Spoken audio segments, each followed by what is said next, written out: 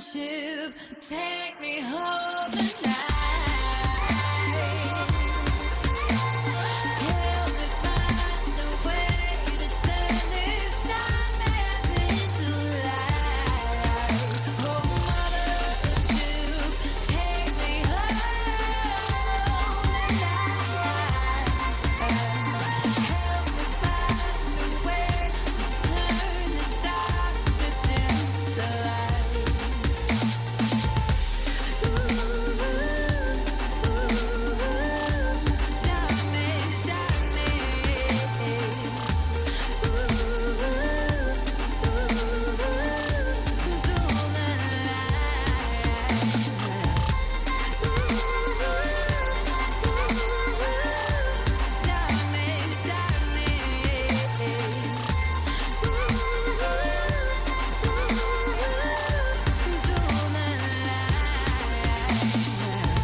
Falling star, I burn alone.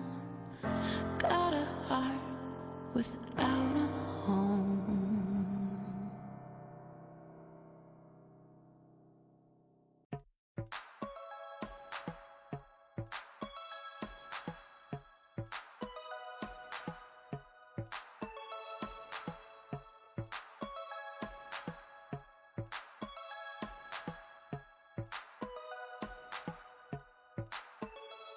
Some see me as a cynic. They come in for the base, but they stay for the acidic. I've been on that paper chase, keeping pace for a minute, and I'm aiming to appreciate the moment while I'm in it.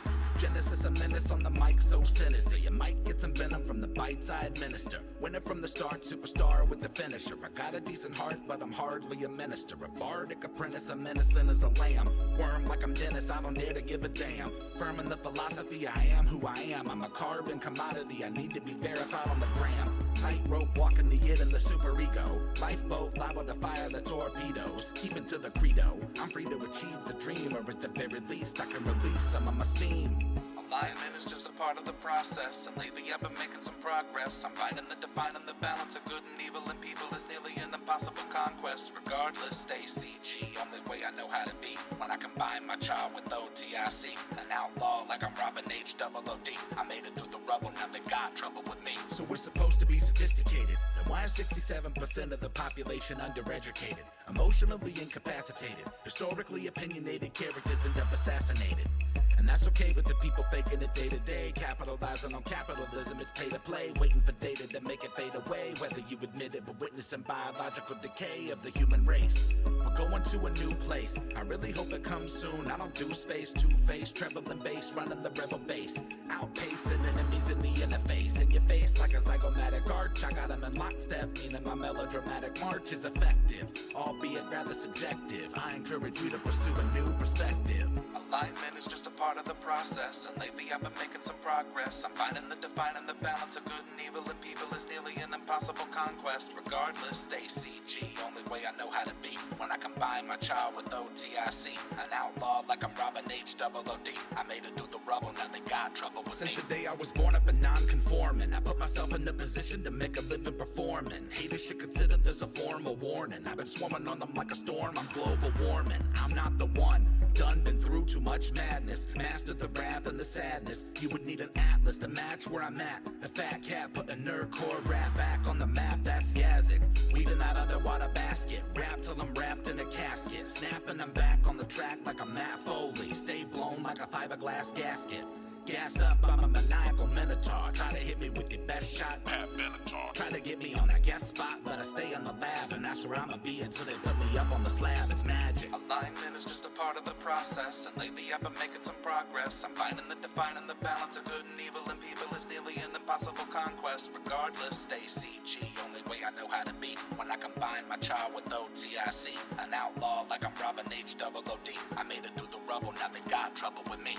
Life is short, do with it as you please. You're the only person that you ever have to appease. Or search your weaponry by stepping in DSDs. But you gotta know that nobody gets any guarantees. Seize opportunity, embrace your development. Replacing the elements, erasing irrelevance. Facing the blatant display of decay and our elegance. Merrick was a man, not an elephant. Tell him on the merit of the self-reflection. Minimize any malevolent misdirection. Keeping them at a downright distant disconnection. An example of natural selection. And I might be slightly erratic. Ghost in the shell, I'm a light in the attic, and I'm quite the dramatic. I'm in it for the attention, ready to ascend and transcend dimensions. Alignment is just a part of the process, and lately I've been making some progress. I'm finding the defining the balance of good and evil, and people is nearly an impossible conquest. Regardless, stay CG, only way I know how to be. When I combine my char with OTIC, an outlaw like I'm Robin HOOD. I made it through the rubble, now they got trouble with me.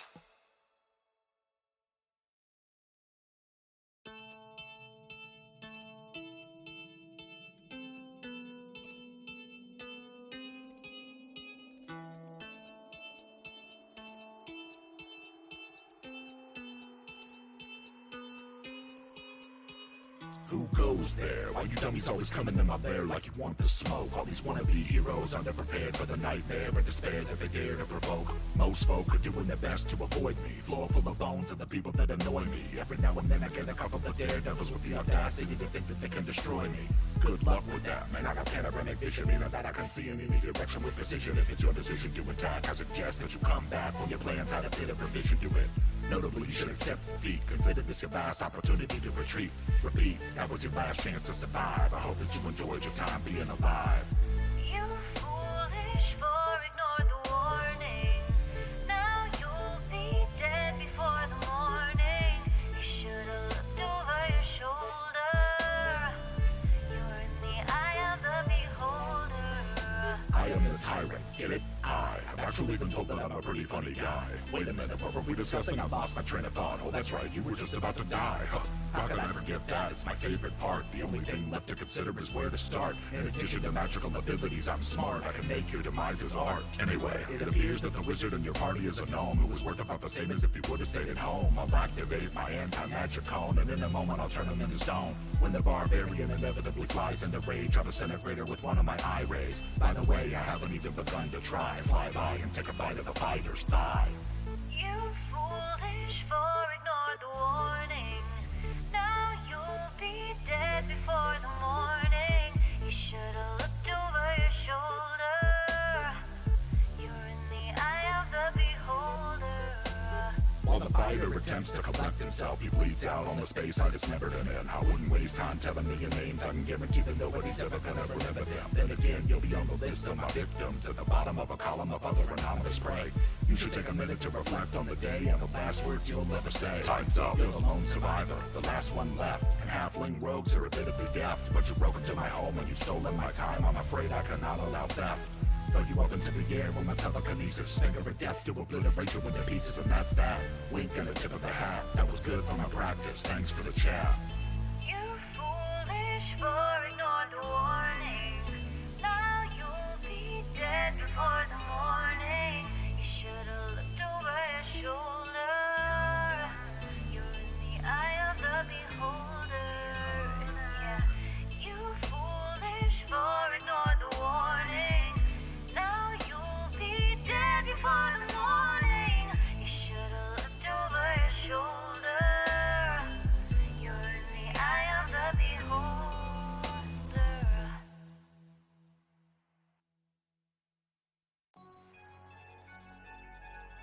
A glass cannon is a character that can put out obscene damage very quickly, but is also incredibly frail. I'm the one that gets it done in the clutch, so you know I never really gotta worry too much. I'm a glass cannon, glass cannon. You don't even want a dose of the smoke, so I'm recommending that you never try to provoke. A glass cannon, I'm a glass cannon. If your objective is blatant confrontation, then you haters have greatly underestimated my station. I dominate with divination, I conquer with conjuration. I'm bonkers with evocation, I'm astonishing at abjuration. Patiently waiting for my invitation to help alleviate my already unbelievable reputation. No conversation, the brains of the operation, the pain of the population contained in a concentration of a spell slot. I got 27 in the clip, missiles emitting from my fingertips like warships. That's a handgun, damn son, shooting from the hip. Only one using telekinesis to get a grip. Cantrips waiting to be cast off. Prismatic wall, make 'em all blast off. Cackling my ass off, incapacitating them with laughter. Yaz cause it ain't the caster you wanna go after. I'm the one that gets it done in the clutch, so you know I never really gotta worry too much. I'm a glass cannon, glass cannon. You don't even want a dose of the smoke, so I'm recommending that you never try to provoke. A glass cannon, I'm a glass cannon. Anyone wanting to interfere can get weird and witness your worst fears in a 30-foot sphere. I don't care if you're a barbarian or a cavalier. Kick it into high gear, let me make myself clear. The pioneer, I can make your peers disappear. Send them to the ethereal plane as if they were never here. Cheers roaring in my ears, dearly revered. I'm happy to domineer any volunteers. Sincerely out of control, top of the totem pole. My cone of cold is freezing them fire trolls whole. I got the strap, just looking to trap souls. I've been snapping my firebolt, leaving smoldering holes. It's incredibly difficult not to acknowledge me. I am a prodigy, you'll read about me in your mythology. No apologies, I'm impossible to demolish. Consider this admonishing, second guessing my polish, you bitch. I'm the one that gets it done in the clutch, so you know I never really gotta worry too much. I'm a glass cannon, glass cannon. You don't even want a dose of the smoke, so I'm recommending that you never try to provoke. A glass cannon, my glass cannon. I'm the one that gets it done in the clutch, so you know I never really gotta worry too much. I'm a glass cannon, glass cannon. The general strategy is to either destroy the enemy before being attacked, or to hide behind other, stronger ally units.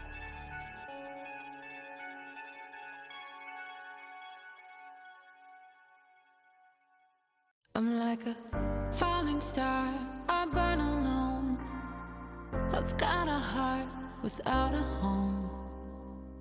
Underneath this empty sky, just waiting for a sign. And it seems to me that gravity has got its hold on me, but I'm about to break free.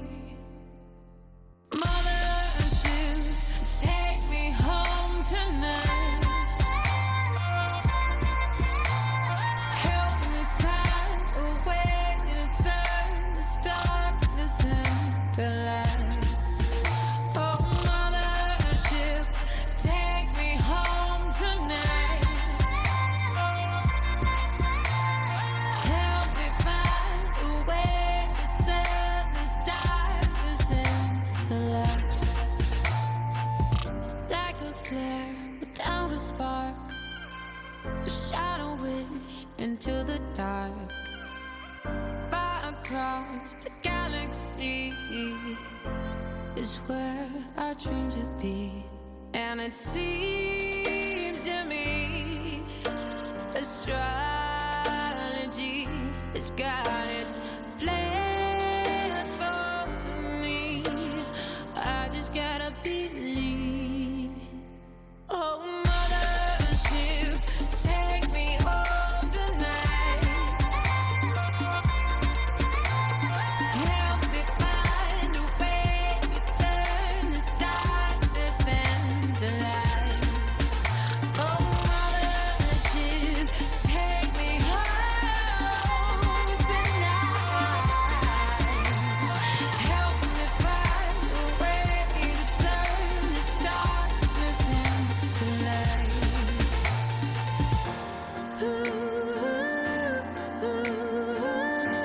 Darkness, darkness.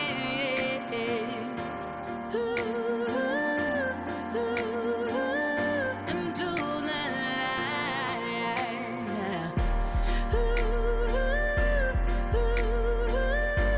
Help me, help me.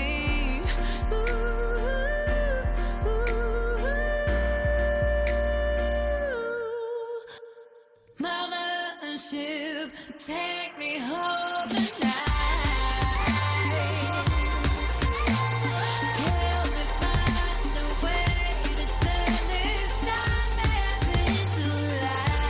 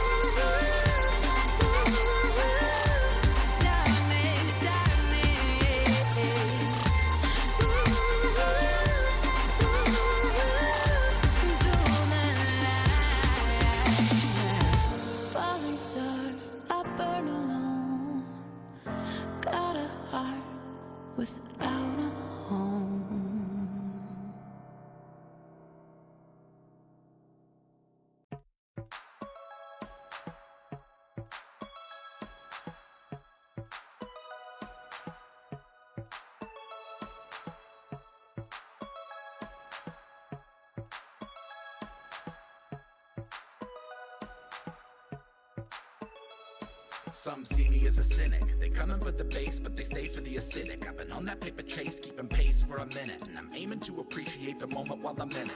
Genesis a menace on the mic, so sinister. You might get some venom from the bites I administer. Winner from the start, superstar with the finisher. I got a decent heart, but I'm hardly a minister. A bardic apprentice, I'm innocent as a lamb. Worm like I'm Dennis, I don't dare to give a damn. Firm in the philosophy, I am who I am. I'm a carbon commodity, I need to be verified on the gram. Tightrope walking the id and the superego. Lifeboat liable to fire the torpedoes. Keeping to the credo, I'm free to achieve the dream, or at the very least I can release some of my steam. Alignment is just a part of the process, and lately I've been making some progress. I'm finding the defining the balance of good and evil in people is nearly an impossible conquest. Regardless, stay CG, only way I know how to be. When I combine my child with OTIC, an outlaw like I'm Robin H-double-O-D. I made it through the rubble, now they got trouble with me. So we're supposed to be sophisticated, then why is 67% of the population undereducated? Emotionally incapacitated, historically opinionated characters end up assassinated.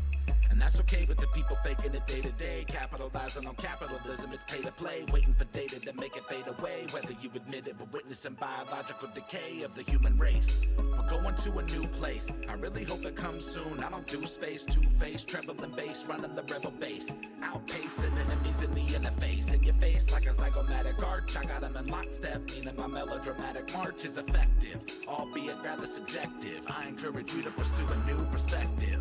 Alignment is just a part of the process, and lately I've been making some progress. I'm finding the defining the balance of good and evil in people is nearly an impossible conquest. Regardless, stay CG, only way I know how to be. When I combine my child with OTIC, an outlaw like I'm Robin H-double-O-D. I made it through the rubble, now they got trouble with me. Since the day I was born, I've been non-conforming. I put myself in a position to make a living performing. Haters should consider this a form of warning. I've been swarming on them like a storm, I'm global warming. I'm not the one, done been through too much madness. Mastered the wrath and the sadness. You would need an atlas to match where I'm at. The fat cat put a nerdcore rap back on the map, that's Yazzik. Weaving that underwater basket, rap till I'm wrapped in a casket. Snapping I'm back on the track like I'm Matt Foley. Stay blown like a fiberglass gasket.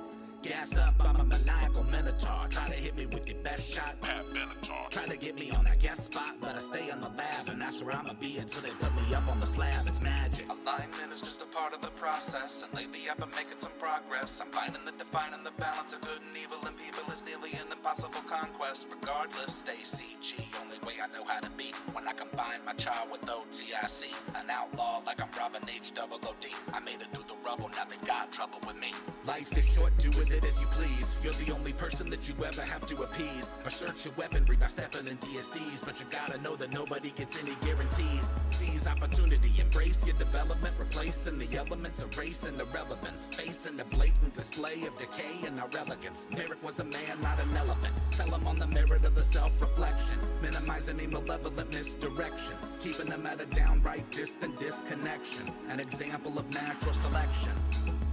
And I might be slightly erratic, ghost in the shell, I'm a light in the attic, and I'm quite the dramatic, a minute for the attention, ready to ascend and transcend dimensions. Alignment is just a part of the process, and lately I've been making some progress. I'm finding the defining the balance of good and evil in people is nearly an impossible conquest. Regardless, stay CG, only way I know how to be. When I combine my child with OTIC, an outlaw like I'm Robin H-double-O-D. I made it through the rubble, now they got trouble with me.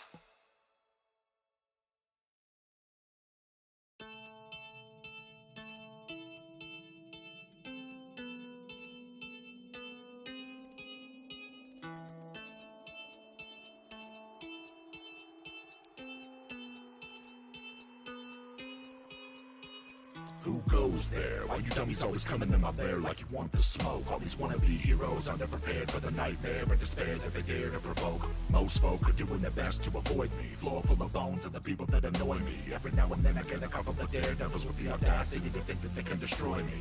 Good luck with that, man. I got panoramic vision, meaning that I can see in any direction with precision. If it's your decision to attack, I suggest that you come back when your plans had a bit of revision to it. Notably, you should accept defeat. Consider this your last opportunity to retreat. Repeat, that was your last chance to survive. I hope that you enjoyed your time being alive. You foolish for ignore the warning. Now you'll be dead before the morning. You should've looked over your shoulder. You're in the eye of the beholder. tyrant. Get it? I have actually been told that I'm a pretty funny guy. Wait a minute, what were we discussing? I lost my train of thought. Oh, that's right, you were just about to die.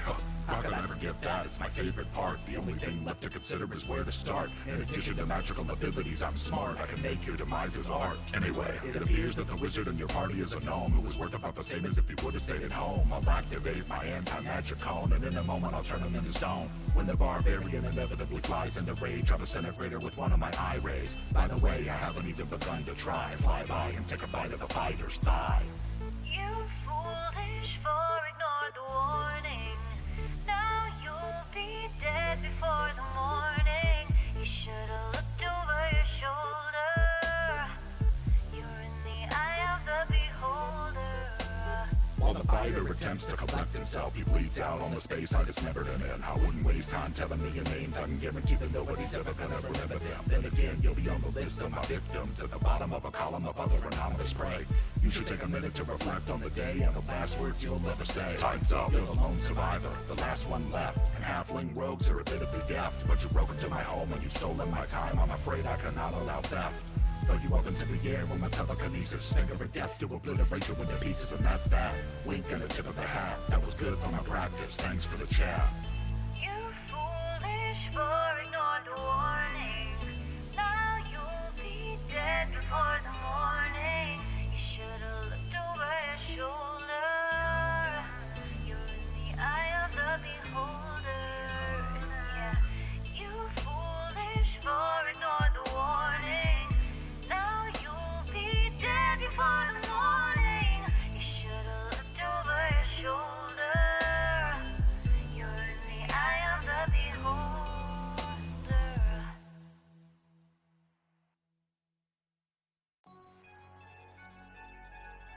A glass cannon is a character that can put out obscene damage very quickly, but is also incredibly frail. I'm the one that gets it done in the clutch, so you know I never really gotta worry too much. I'm a glass cannon, glass cannon. You don't even want a dose of the smoke, so I'm recommending that you never try to provoke. A glass cannon, I'm a glass cannon. If your objective is blatant confrontation, then you haters have greatly underestimated my station. I dominate with divination, I conquer with conjuration. I'm bonkers with evocation, I'm astonishing at abjuration. Patiently waiting for my invitation to help alleviate my already unbelievable reputation. No conversation, the brains of the operation, the pain of the population contained in a concentration of a spell slot. I got 27 in the clip, missiles emitting from my fingertips like warships. That's a handgun, damn son, shooting from the hip. Only one using telekinesis to get a grip. Cantrips waiting to be cast off. Prismatic wall, make 'em all blast off. Cackling my ass off, incapacitating them with laughter. Yazzik ain't the caster you wanna go after. I'm the one that gets it done in the clutch, so you know I never really gotta worry too much. I'm a glass cannon, glass cannon. You don't even want a dose of the smoke, so I'm recommending that you never try to provoke. A glass cannon, I'm a glass cannon. Anyone wanting to interfere can get weird and witness your worst fears in a 30-foot sphere. I don't care if you're a barbarian or a cavalier. Kick it into high gear, let me make myself clear. The pioneer, I can make your peers disappear. Send them to the ethereal plane as if they were never here. Cheers roaring in my ears, dearly revered. I'm happy to domineer any volunteers. Sincerely out of control, top of the totem pole. My cone of cold is freezing them fire trolls whole. I got the strap, just looking to trap souls. I've been snapping my firebolt, leaving smoldering holes. It's incredibly difficult not to acknowledge me. I am a prodigy, you'll read about me in your mythology. No apologies, I'm impossible to demolish. Consider this admonishing, second guessing my polish, you bitch. I'm the one that gets it done in the clutch, so you know I never really gotta worry too much. I'm a glass cannon, glass cannon. You don't even want a dose of the smoke, so I'm recommending that you never try to provoke. A glass cannon, my glass cannon. I'm the one that gets it done.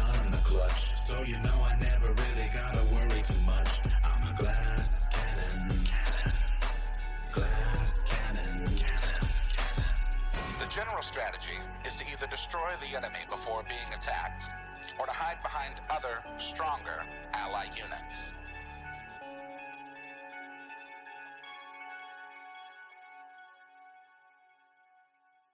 I'm like a falling star, I burn alone. I've got a heart without a home. Underneath this empty sky, just waiting for a sign. And it seems to me that gravity has got its hold on me, but I'm about to break free. Mothership, take me home tonight. Help me find a way to turn this darkness into light. Oh, mothership, take me home tonight. Help me find a way to turn this darkness into light. Like a flare without a spark, a shadow wish into the dark. Far across the galaxy is where I dream to be. And it seems to me astrology has got its plans for me. I just gotta believe. Oh, mothership, take me home tonight. Help me find a way to turn this darkness into light. Oh, mothership, take me home tonight. Help me find a way to turn this darkness into light.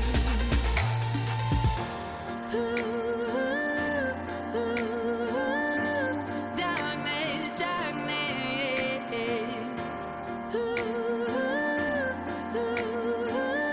Into the light.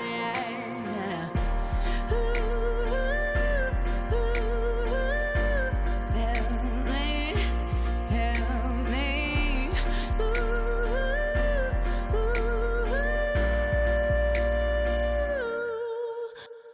Mothership, take me home tonight. Help me find a way to turn this darkness into light. Oh, mothership, take me home tonight. Help me find a way to turn this darkness into light.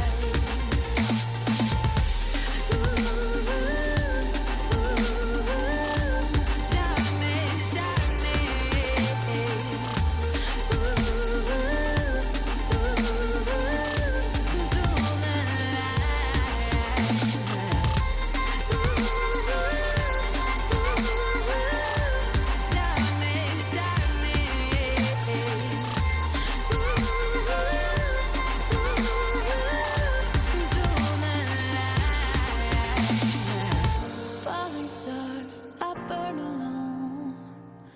Got a heart without a home.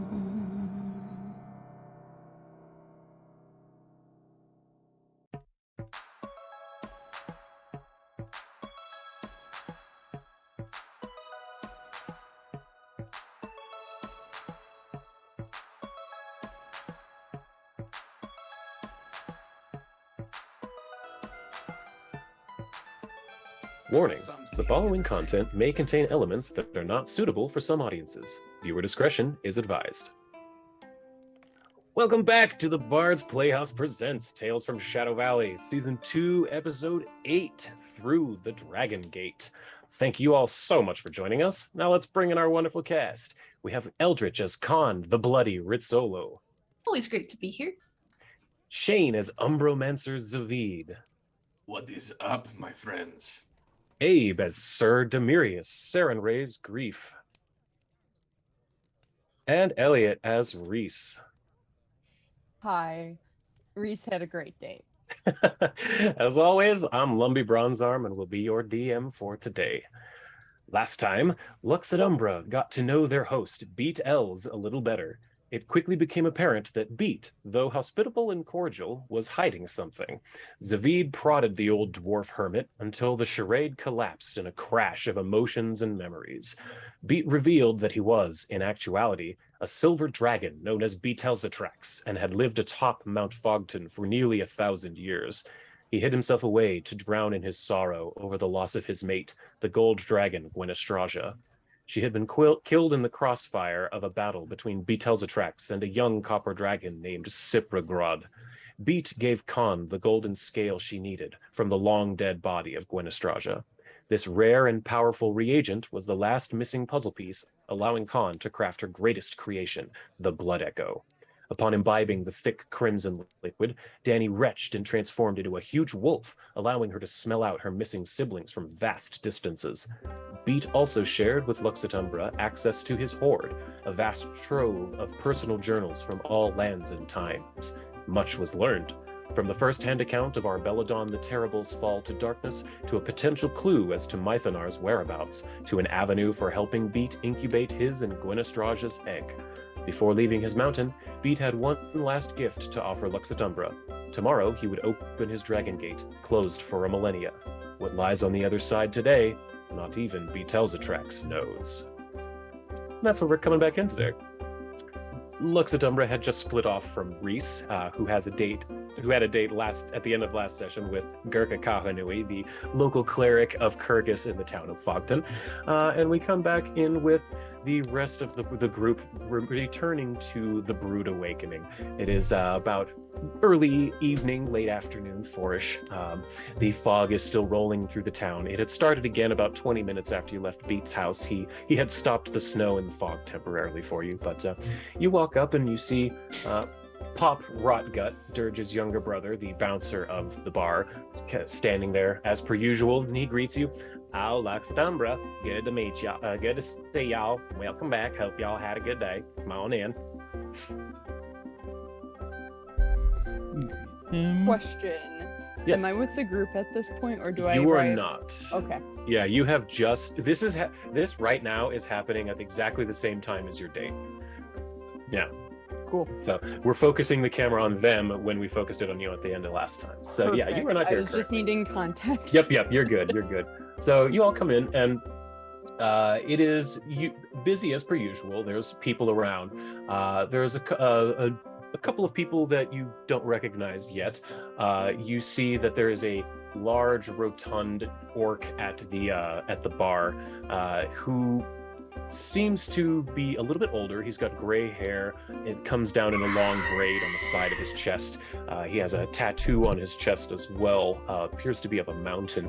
And he has his right eye appears to be completely hurt and scarred over. It doesn't appear to work. He seems blind in that eye.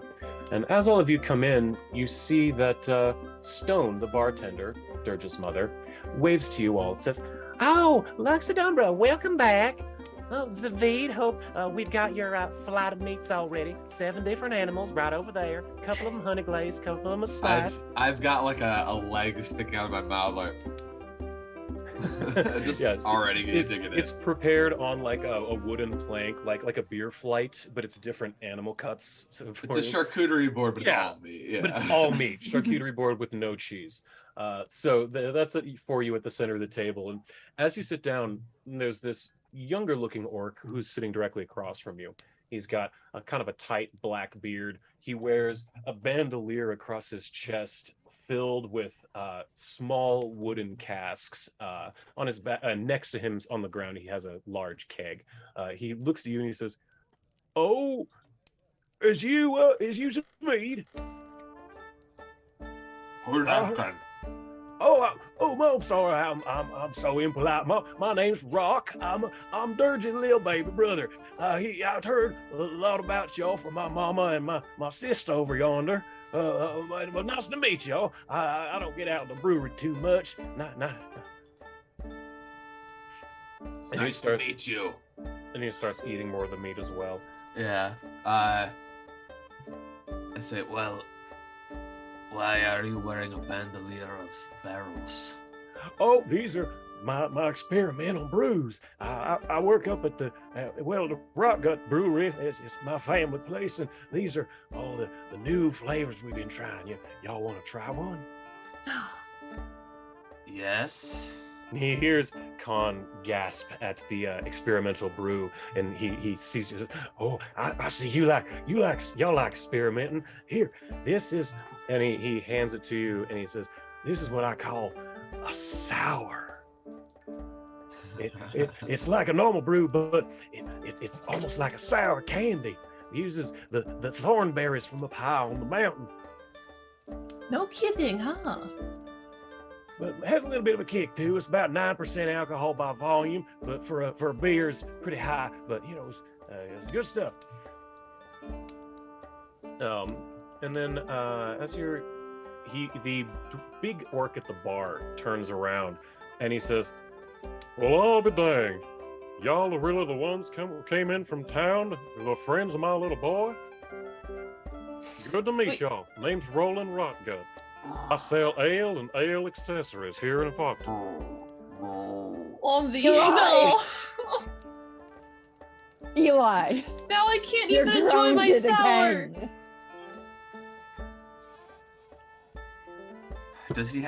Does he also just unrelated? Does he have no ass whatsoever? It is not. Or a It's son. fully flat on the Fully against flat. the bar stool. Does he have children? Does he have a son? He has 4 children, I believe. Yeah. I have it. 1 second. Fogton, the Rotgut family.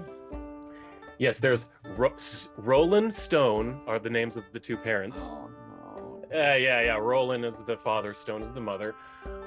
Jazz was the orc you guys saved from the rock slide. That guy.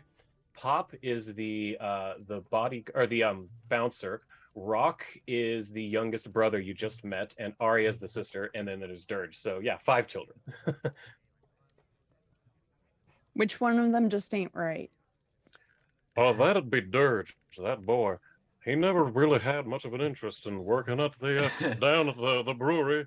Always Okay, on this is top just that out of mountain. character because Reese isn't there, but Oh, that's true. You perfect. aren't. You hear his voice in the distance. It's okay, Dad. I'm okay, Dad.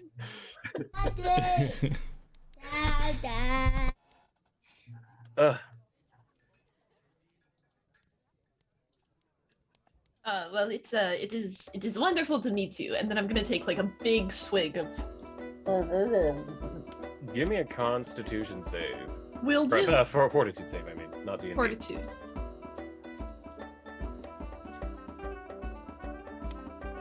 Abysmal. It's so sour. Your mouth puckers in.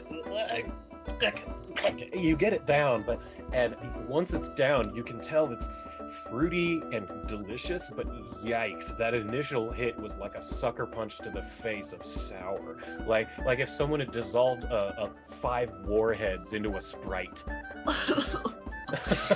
I steal something off Savid's plate to take the edge off. There's so much meat in front of you. Different turkeys, sausages, steaks. The first thing that's in reach, I will take it and I will devour it.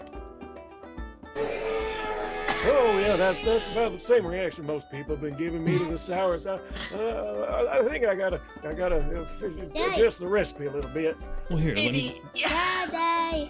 Seeing your reaction, I definitely want to try it now because we had all that pepper battle like not that long That's ago. true. Yeah, Okay, go ahead. it's yours. I got plenty here, and he hands you I'll try another one. some. It's a nettleberry sour. And go ahead and give me Fortitude saves. Fortitude saving throw.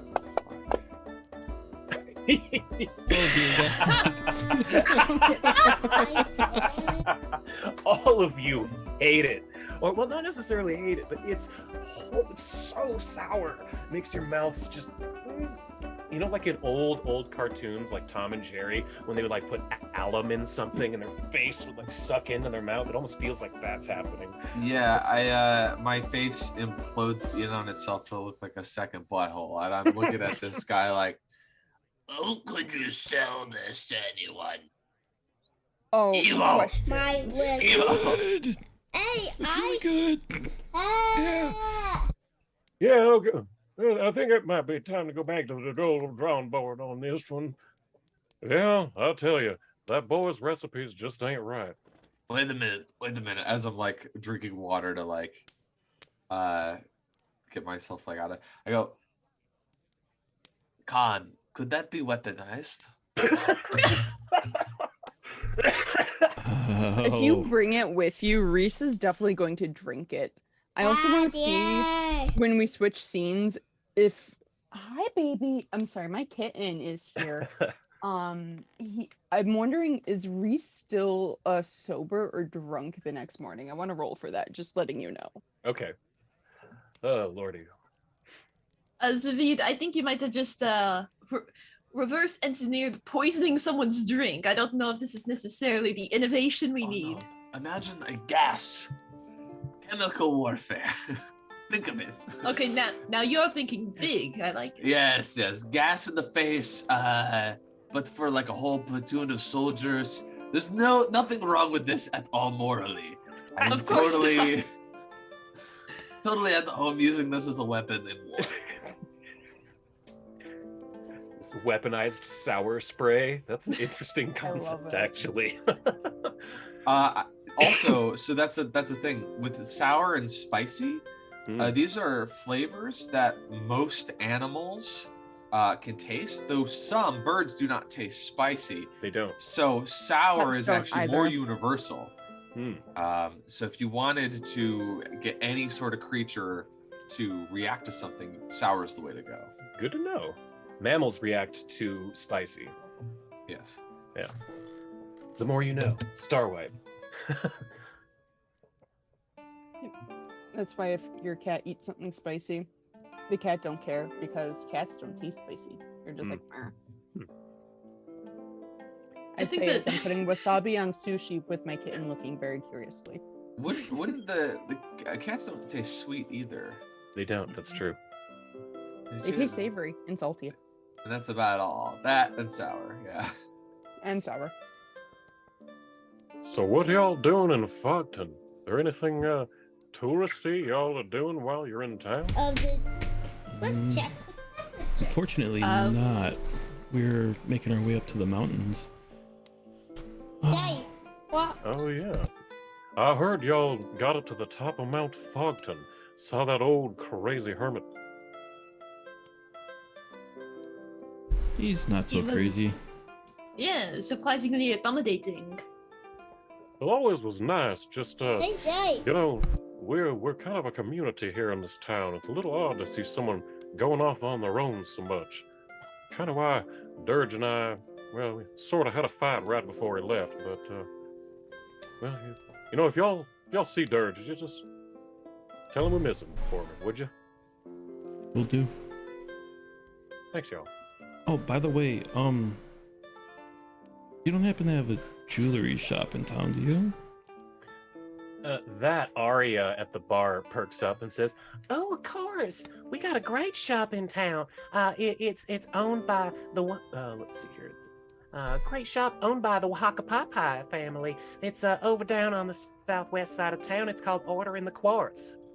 Oh, okay. Daddy, Well- I've got medicine. Well, if you wouldn't mind, maybe showing me. Daddy, Absolutely, I could give y'all- I could definitely take y'all down there. Well, if you want to finish up y'all's dinner, get set up a little bit of cold ones for everybody, perhaps. Yeah, that sounds great. Let's do wonderful. that. So Arya and Stone start setting up the brews again. Bam! Get there, up on the table. Stone goes over, finger guns, fires her ray of frost through all of the mugs to get just frosty, perfect, amazing Fogton cold one.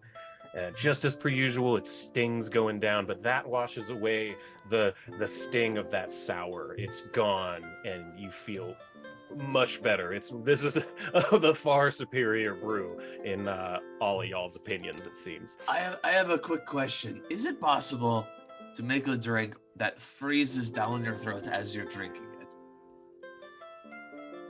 Now there's some innovative thinking, boy. Because I believe if it is possible to accidentally do that, if something was just about to freeze and you drink it, but it's a very delicate balance. I was wondering if you could repeat that en masse, like successfully. You know, we've been thinking about supercriticality and superfluids in the brews, but we didn't know if there'd be any audience for it, but you've really got me thinking. I can tell you, both in-game and out-of-game, there's definitely an audience for that. That is going to become Gurkha's new favorite drink if you do that with the wine. Wines, Say, yeah, wine a wine spritzer. slushy. That'd be amazing. All right, so, yeah, if you have you have your dinner, your brews, your wonderful cold ones, to relax a little from the weird morning y'all had up on the mountain, and if you want, I can switch us over to that jewelry store there for you.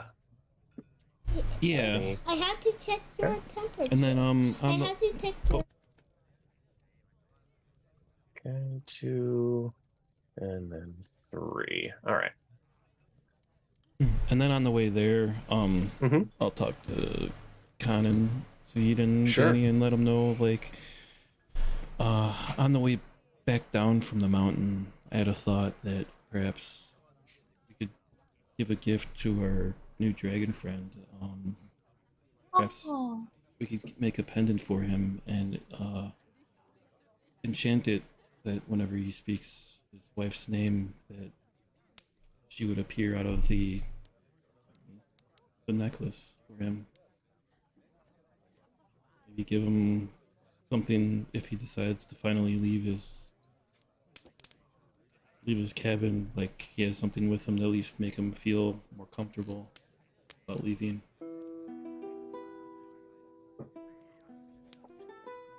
I think that's lovely. You walk down the town and following Arya's directions. Her directions are very, past the stop sign to the right at the statue. She doesn't give very good directions. But you eventually make your way to this small shop. It's wood and stone, finely crafted. There's a nice sign outside in gold filigree that says "Order in the Quartz." You open up. I'm particularly proud of that one. You open up the door and you see there are many beautiful pieces of jewelry in here. There are cut gems, uncut gems. There are necklaces. What's that? Uncut gems. Yeah, uncut gems. And you see behind the counter, there's an orc man with a green face tattoo, large tusks, and a big gold medallion around his neck. He wears seemingly fine clothes of leather and cloth jerkin, and there's a dwarf woman who wears a long, fine pink and white robe. She has a jeweler's glass in her eye that she holds up, an incredible gold and jeweled necklace around her neck, a belt with a large gem in the center. Her beard is braided back into her hair that also goes into the same braid behind her. And you also notice, running around, a small child. She appears to be about 10. She has green skin, but long brown braids. And she actually is the first one to notice all of you walking in. She runs over to the center here, and she makes a curtsy, and she says, "Welcome to Order in the Quartz. How can we help you today?" Oh my goodness. Aren't you just adorable? Thank you for greeting us. Okay, what did I miss? That's a fire. Sorry, I didn't realize you were AFK. That's my bad. It's okay. I had to make sure walked... Cat didn't eat sushi leftovers. Gotcha. Yes, they walked into the jewelry store called Order in the Quartz, and there's an orc man with a face tattoo and a big medallion. A beautiful dwarf woman with a large gold gemmed necklace, a gemmed belt, braided hair and beard back into a big large braid, jewel's glass in her eye, and a what appears to be a small child with green skin and large brown braids. And the child has run up and greeted everyone else. But yeah, she says, my name is Mizimith Wakahi Pai Pai. Welcome to our store. Well, what can we do for you today?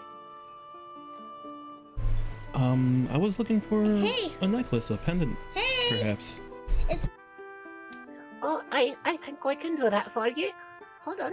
And she runs over to the counter and says, Ma, Da, we've got a customer. They're looking for a pendant.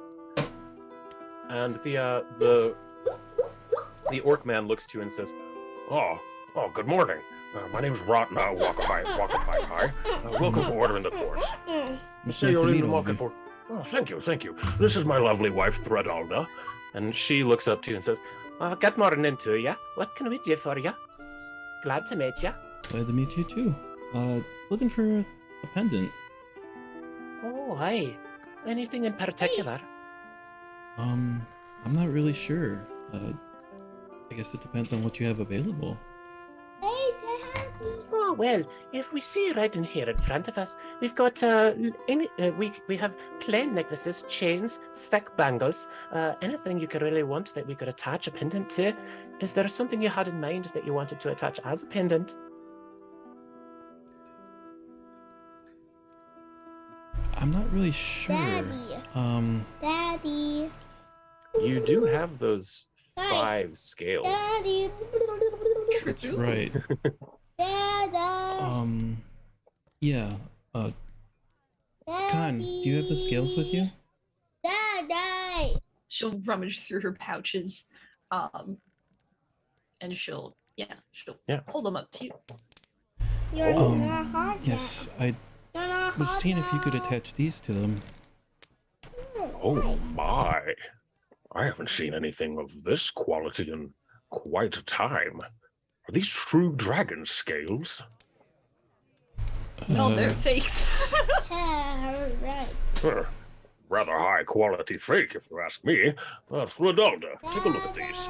And she takes a couple of them, and her jeweler's glass it has several other glasses attached to it, like magnifiers that she clicks into place, and she looks down at it, and her hand glows a little bit, and she looks up at you and says, "This is quite real, I assure you."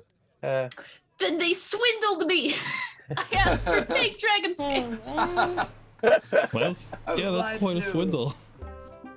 Well, I think you have quite a rare thing here, but we can certainly attach these to a chain or a pendant for you. That shouldn't be a problem at all. Fantastic.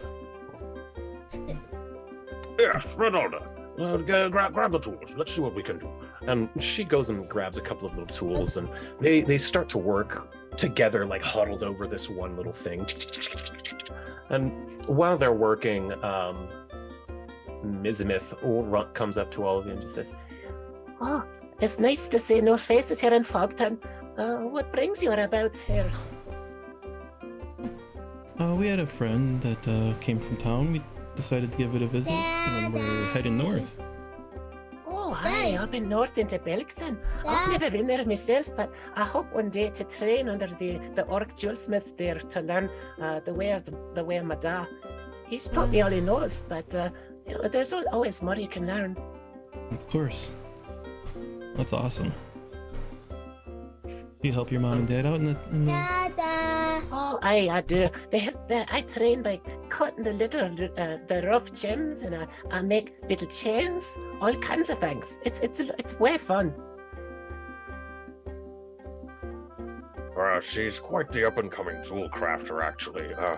Thredalda and I, we married quite a long time ago due to our mutual interest in jewel crafting, and we were trying to instill in her a mutual respect of both of our cultures, both Orcish and Dwarvish.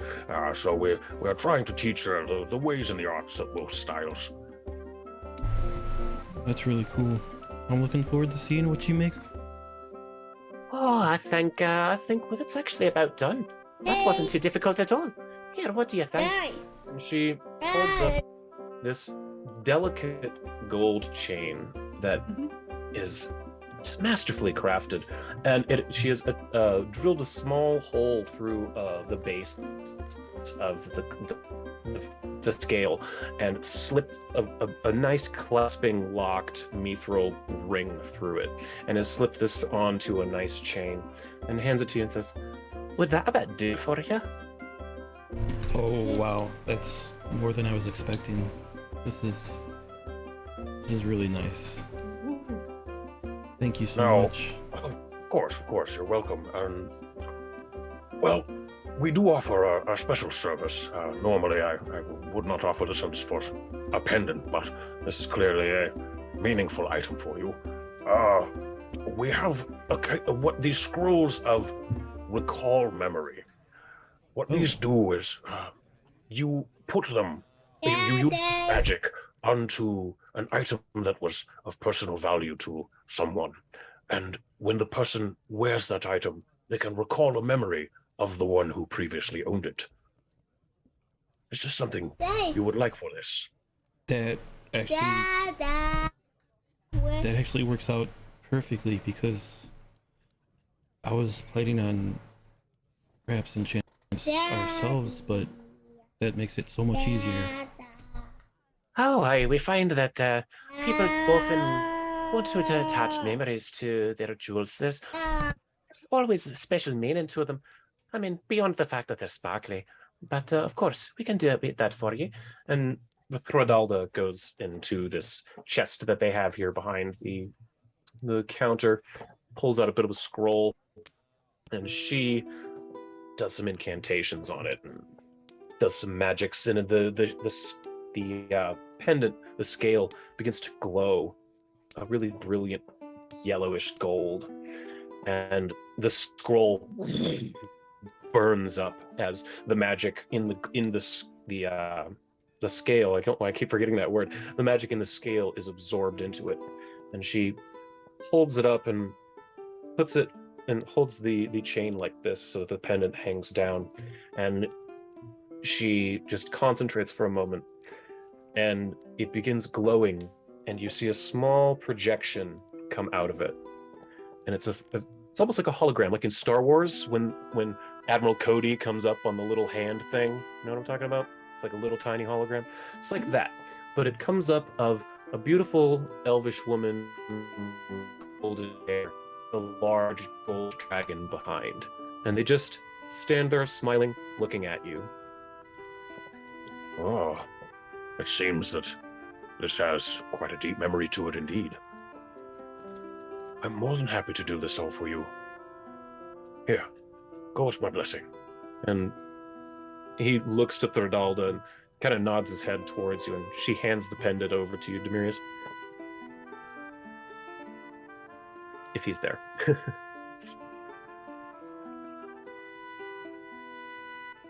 You're muted if you are here. Oh yeah, if you're muted if you're here, Abe. I'm sorry. Yeah, this there you is, are. Gotcha. Yeah, this would be great. I mean, I wasn't expecting this when I came in here.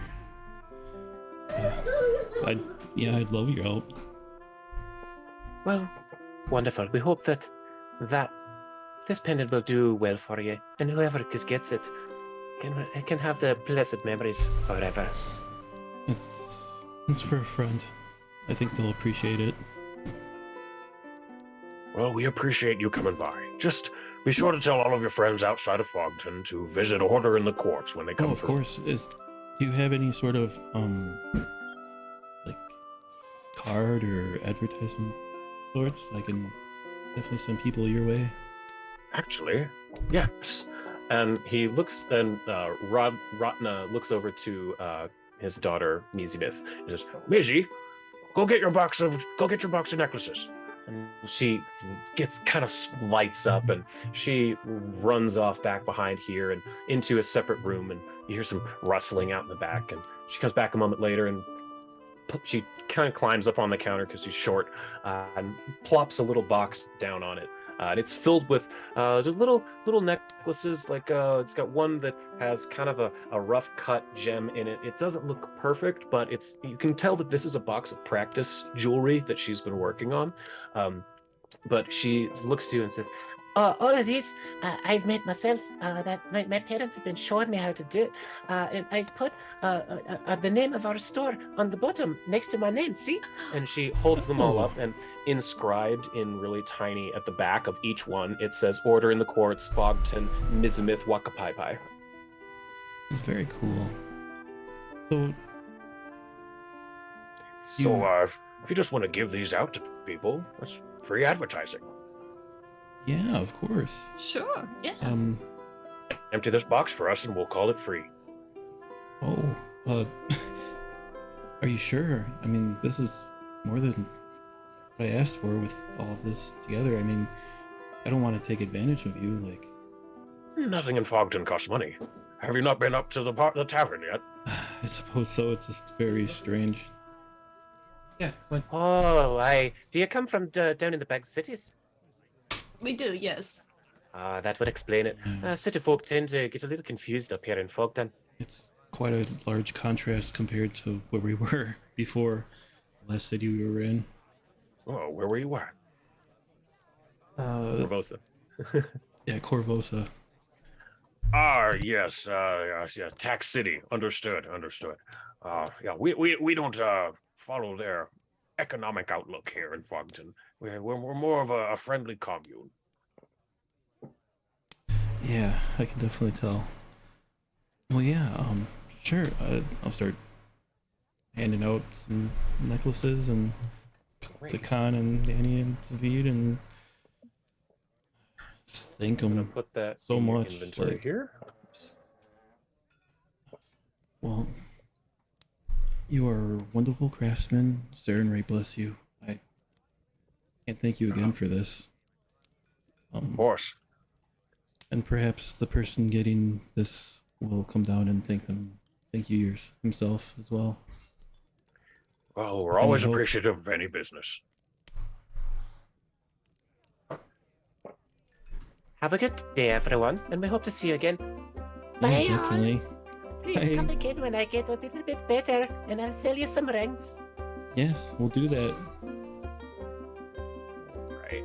Is there anything else you want to do in Order in the Quartz before we leave here? I'm not sure unless anybody else wants anything, but that was what I had in mind. I think bedtime is soon for us, I think.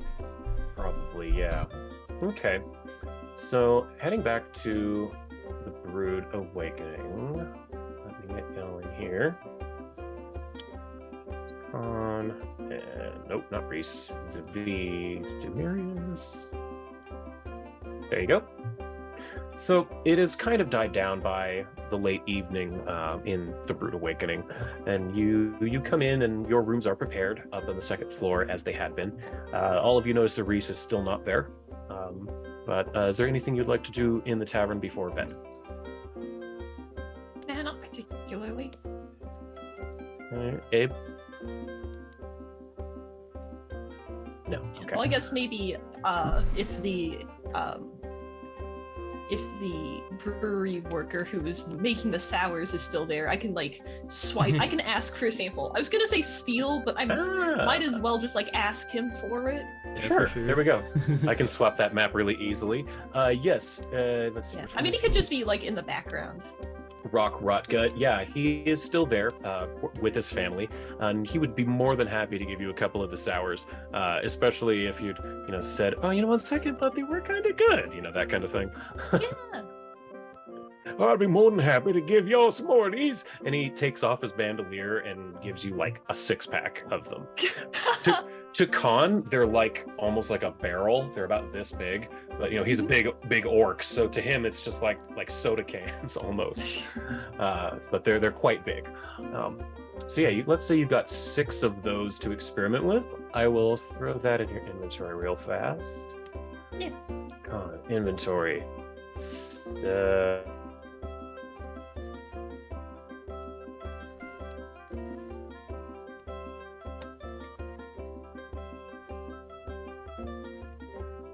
Shit.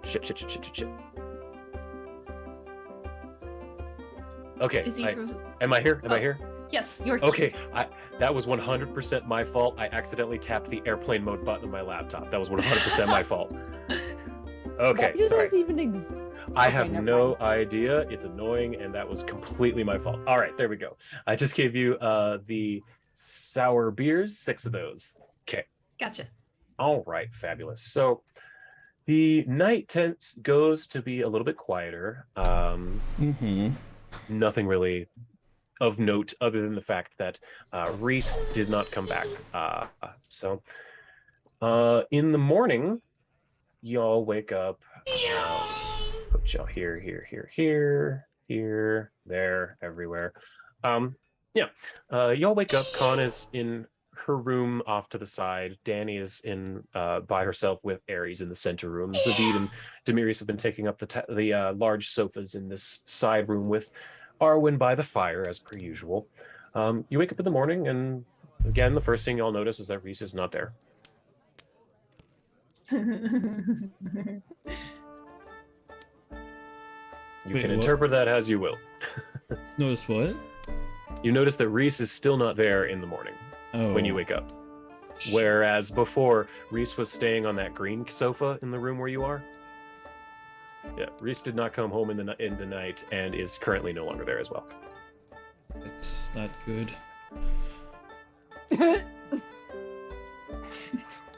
What happened? Oh, that's not good. Reese isn't here. Yeah. Oh, that's right. I thought I heard screams last night. I thought I was dreaming, like sleep paralysis. We might need to investigate. We just might, we just might. Listen, the safety of our companions should be our first priority, so we should investigate and make sure that Reese is safe. Of course, yes. Okay, so I'm curious, does Khan understand the situation? Because I'm pretty sure Zavid doesn't, right? Zavid was kind of sheltered. So Khan gets it, right? Yeah. Okay, so Danny is kind of laughing with you, Khan, like, oh, okay, yeah, he's in danger, okay. Prepare. What's so funny? You spells. think our friend in danger is funny? I don't understand this. I don't usually prepare spells that will destroy an entire village, but I will do so if something happens to Reese. Fogton will not be spared my wrath. Let's not go that far. Yeah, I'm sure that he's fine. He just got, We came here with the express intention to save the world and to help the people here, and then something happens to our friend overnight. They're their safety. We were supposedly welcomed with open arms. Treachery! That's what that is.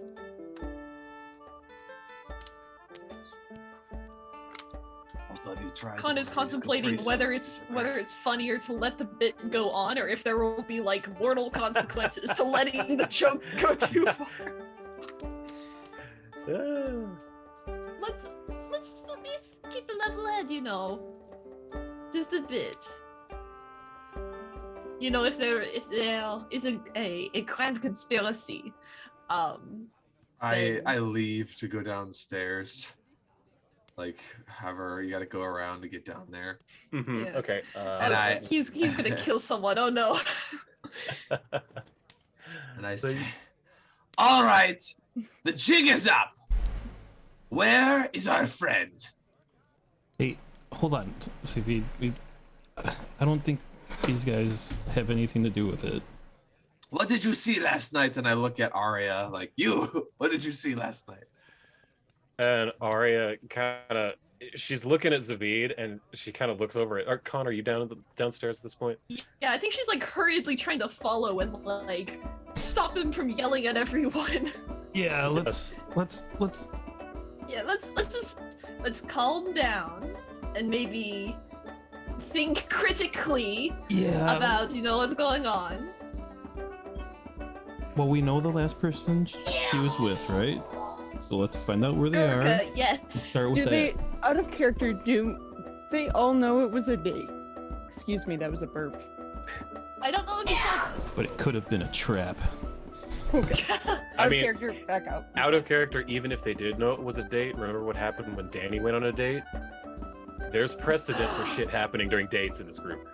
Oh no, I don't because I was not part of the Yeah, group. you weren't, but Zavid and Khan and Demirius sure remember. There's Ooh, huge fun. precedent for that. Date is a code word for abduction. Arya, you do Yeah? not want blood to be on your hands. Where did Reese and Gurkha go?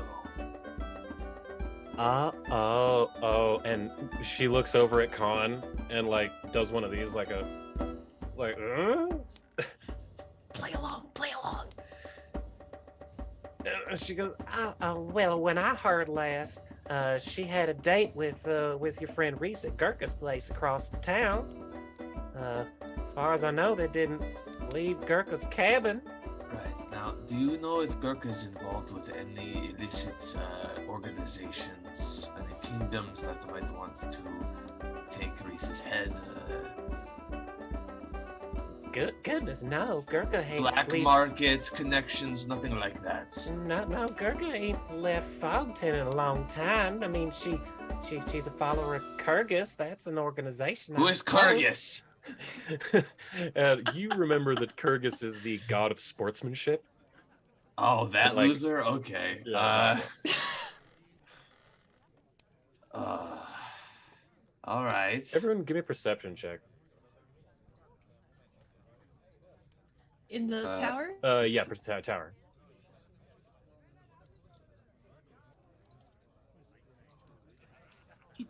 Where are you?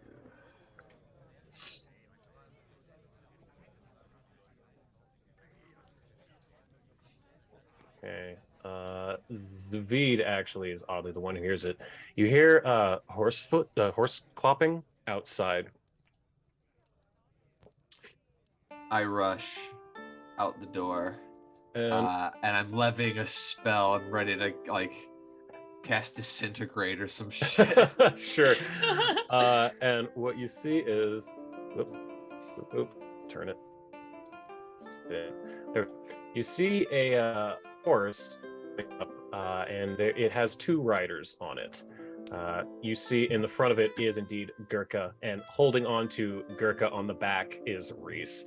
And they clop up to the front, and both of them look a little tired, kind of disheveled, but she pulls up on the horse and I sees you immediately and says, relax, seeing that Reese is safe. "Morning, Zavid."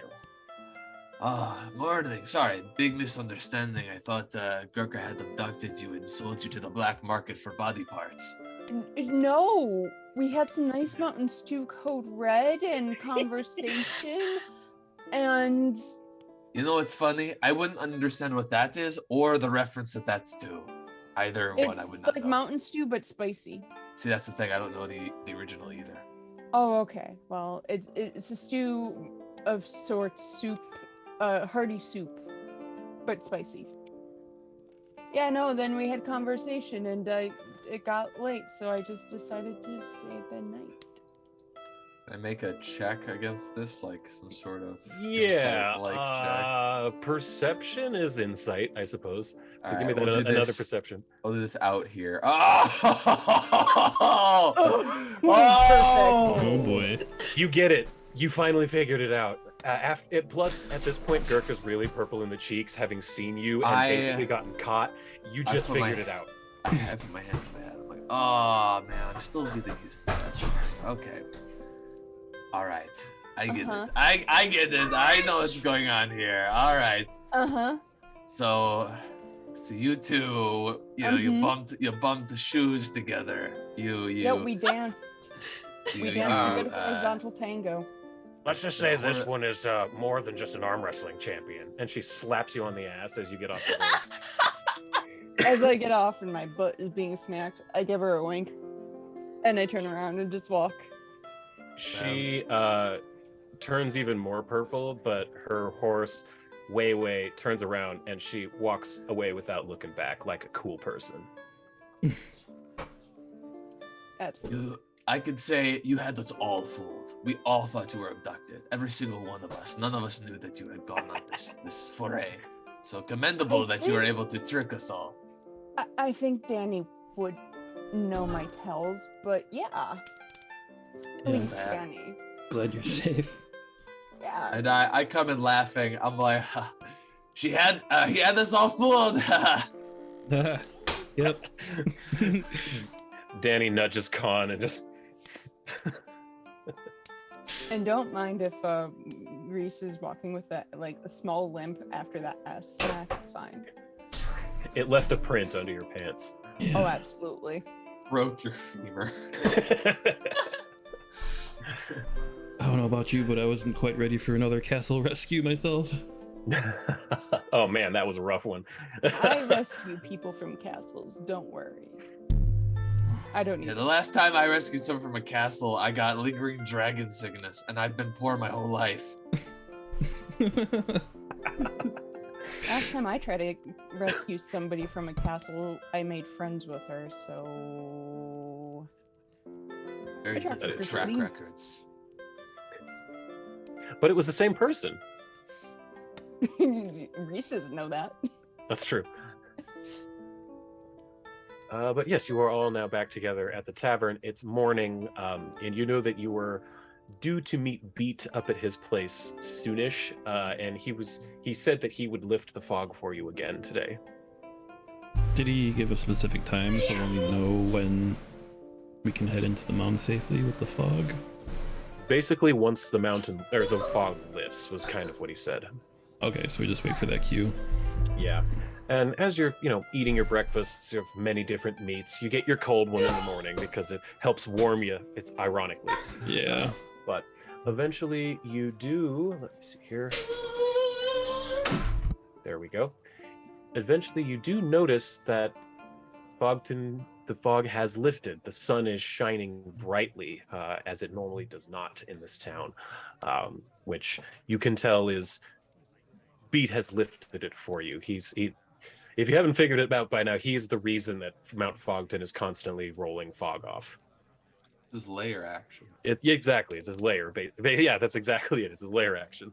Layer action. Oh, it's a cat. She's like, Well, looks like that's our cue. Get hustling. Yeah. It's super easy, especially compared to the first time you went up to Beat's place. The path is easy to see. You see all of the dangerous parts. You're able to very easily navigate through it with no problem. There's no snow falling today. It's bright, but not painfully so. But eventually you do reach the top of Mount Fogton to Beat's place. And I forgot to put all of you on here. Sorry. There's you and Demirius, Danny, Reese, and Zavid. There we go. After a moment, he does notice you all, and he comes out of his cabin, and the old Beat, this ancient, silver-bearded dwarf with his long robes, comes out to you and says, "Oh, good morning. Lux Et Umbra. Great to see you." It's nice to see you again, too. I'm glad you came. I think I've figured out how to get that thing open. So come on, come in out of the cold. Come in, come in. Of course. He has some tea ready for all of you. He was prepared for you this time. Gwenastraja's still frozen, boned in the pond out before his cabin. You still feel cold, even if you are of that sort of element? Like, is it possible for even you to feel cold? That's a very interesting question. It actually is quite rare, but I have felt cold, a discomfort a few times in my life, up to the far, far north, past the realm of the Mammoth Lords. It can get cold enough to even hurt a silver dragon. I can't even imagine, then. Here's hoping you never have to. Yeah. I have a feeling we would freeze instantly in that kind of cold. That seems probably accurate. Now, should we head on down? Or was there anything you wanted to take care of here? No. Well, actually, we did have a bit of a trinket for you. Oh, Whoa, a trinket for me? Oh, you got a trinket? Yeah. Cool. This is the first Yeah. time I'm here. Sorry, I had a long night. Oh, I bet. I'll Yeah, you seem a little run down. Yeah, there's a little green around the gills, you could say. Haha. yeah, the Yeah, now we got it. Beat's not laughing at that. I am. Good. I'll take out that scarf that I use and I'll wrap it around the pendant and I'll produce that for him.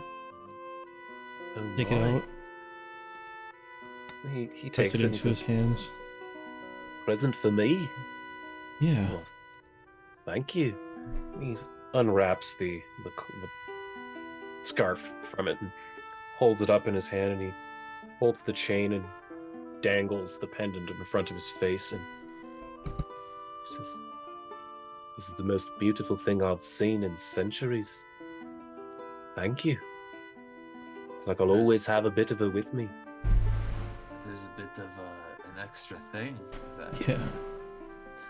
And you should be careful not to accidentally say her name while holding it if you don't wish to be reminded of her, because when you do, it will, well, how are your spirits? Would seeing her again be a comfort to you? It would be the greatest comfort I could imagine. Speak her name and see what happens. He looks confused for a moment, but he looks back at the pendant and he just says, "Gwyneth Stralja."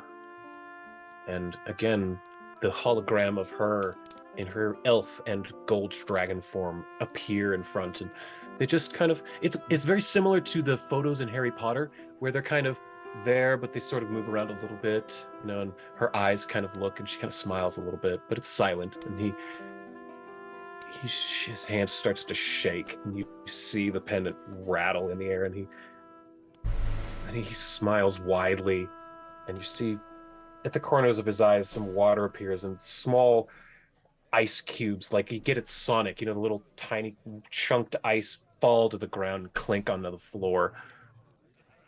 Thank you. Thank you 1,000 times. Well, Yeah.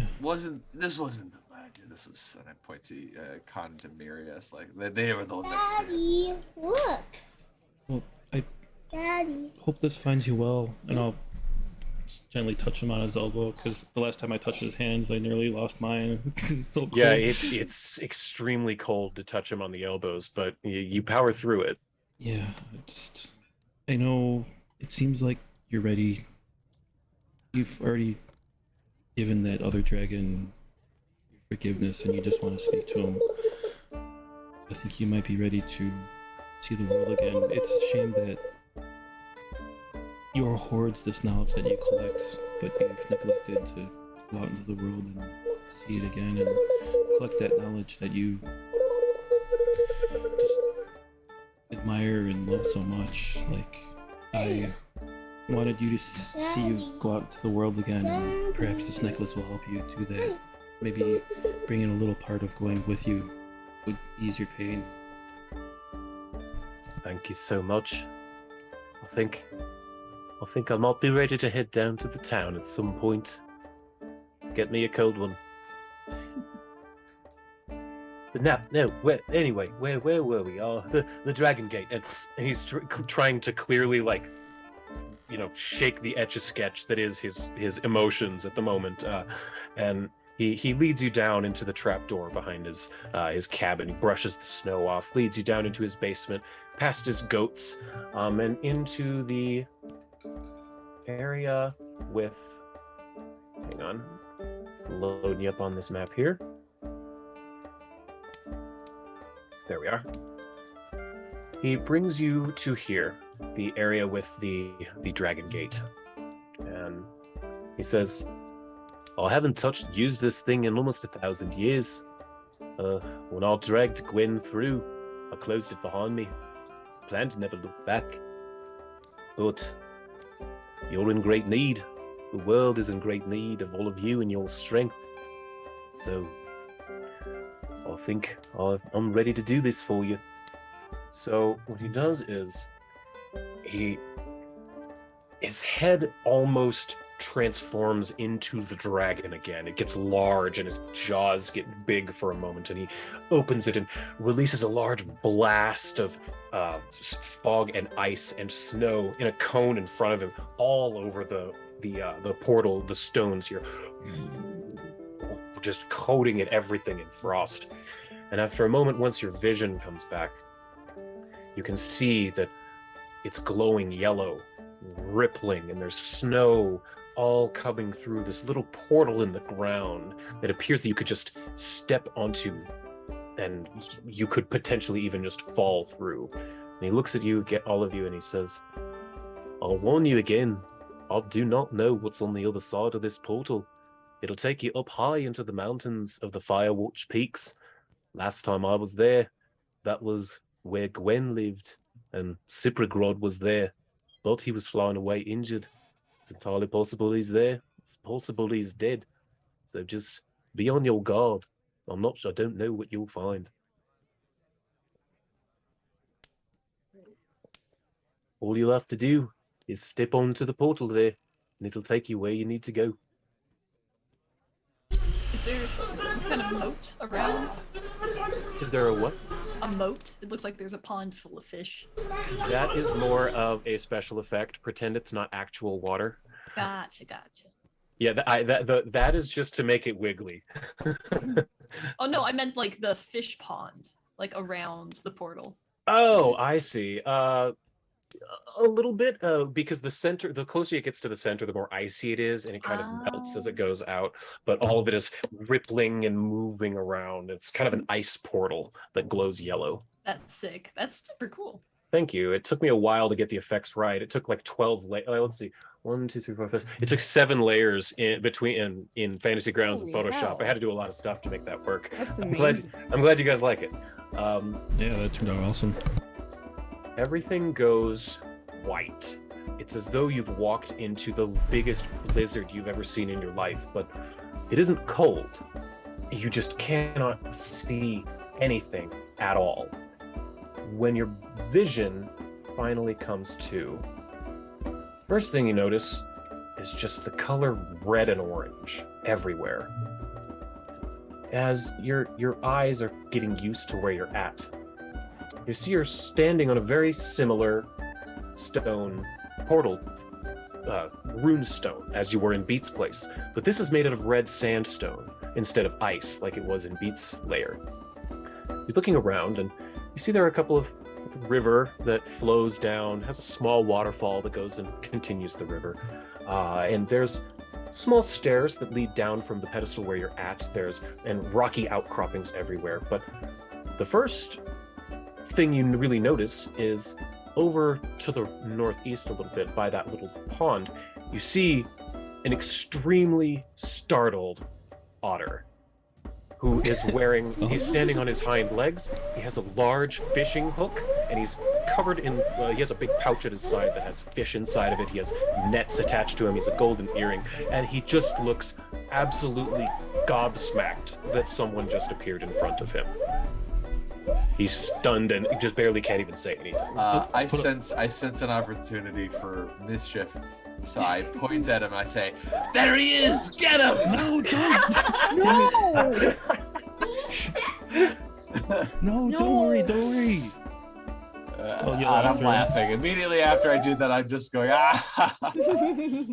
Pardon our friend, he's a jackass. He doesn't look like one, but he is. That's his ancestry. And finally, this creature gets its senses about it, and it goes, "Ah, du Lieber, you are coming through the portal? No one has come through the portal.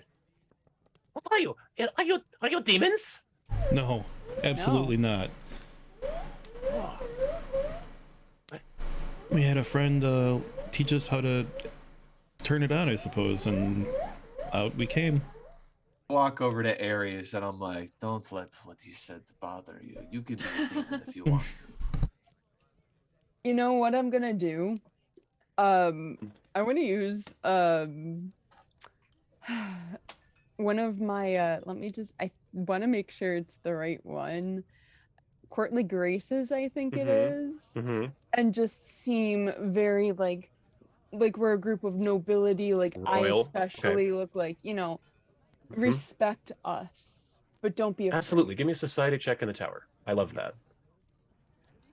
Now that we've thoroughly freaking scared him, thanks to he's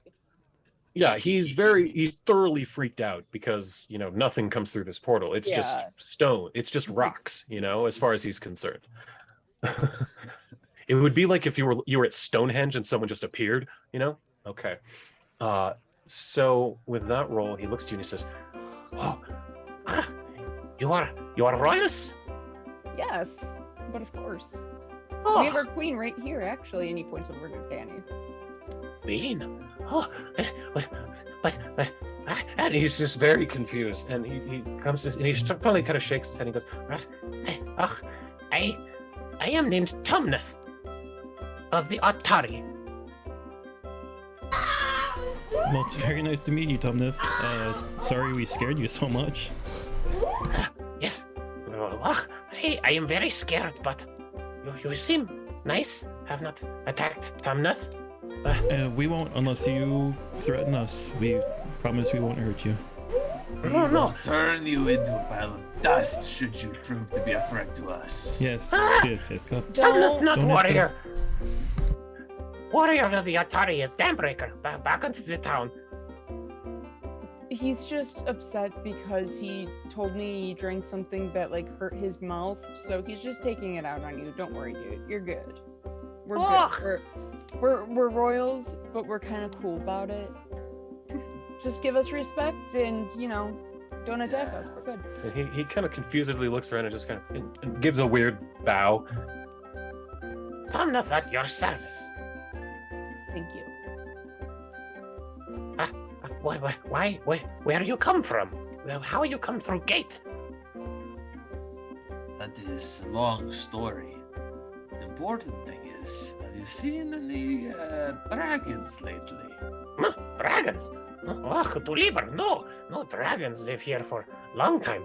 Only thing is, only death from the sky comes as the metal birds. The what? There's a bird in the sky, covered in metal. They hunt us, but this pond here is best fishing ground, and all of the rookery spires. So sometimes we come up to fish here, but if we hear screeching, we run. Okay. Metal How birds? big are these? How big are these metal birds? How many of them are there? I only have seen one. It terrorizes the village. And he kind of looks. He finally sees Arwen and Ares and kind of at how big they are, and says, "Bigger than they." Can I attempt a nature check to see if I understand what he's talking about? Sure. Give me a nature check in the tower. Yeah. Yeah. Anyone who you can do whatever knowledge you want, and depending on your role, I'll see what you got. Let's see if there's any religious tellings of a big metal bird. No religious things spark to you at all about metal birds. That doesn't sound like any kind of thing you've heard of. But Demirius, for you, you don't really know about any kind of metal birds either. That seems odd. Yeah, that's just the fact that it's a bird and it's metal just seems really strange. Right, because birds fly and metal is heavy, so that seems weird. So and I Reese, did what was that for? Perception check because I wanted to have it so I kind of look around to see if I understand what he means by metal birds. Okay. You look around, and with that roll, you can see that this is an area with large, tall, thin type of rocks, where it would be real easy for a bird to put a nest somewhere out of sight. But he's describing something extremely big, is what it seems like. He's pointing bigger than Arwen and Arya. Or Arwen and Ares. Plot twist: a World War II fighter pilot got isekai'd into this world. He's got a fighter plane that goes around. That would be amazing.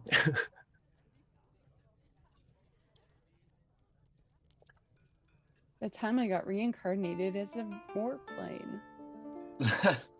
And so Tumneth kind of is very curious about this stone thing here, and kind of tapping it with his hook and takes a step on it, and he jumps a little bit. It's closed now, yeah? Yeah, nothing should be coming out of that, unless it chooses to, which I don't think it will. Ah, well, you and friend must be quite powerful to open this. We Atari have known of this ruin for many generations, but none of our shaman have ever been able to make anything happen. None of us knew where it went, what it was for. Let us just say this. If something else comes through here, we are all in trouble.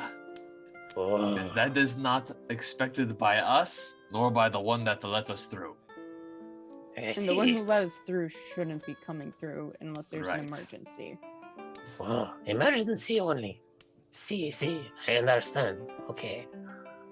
Could everyone give me a perception check in the tower, please? Yeah.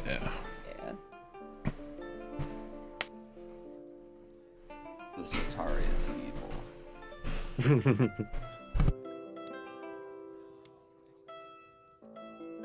Okay, there's one more. Zavid, actually.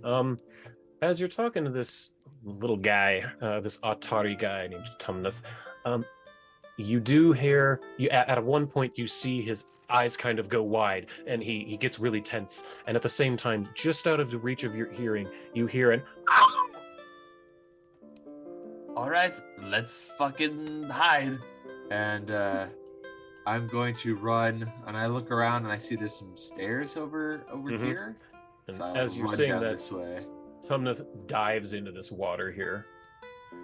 Oh, Yeah, that's a high dive. I ain't diving. It's just kind of a pond. It's only about 5 feet down. It's not very far. Okay.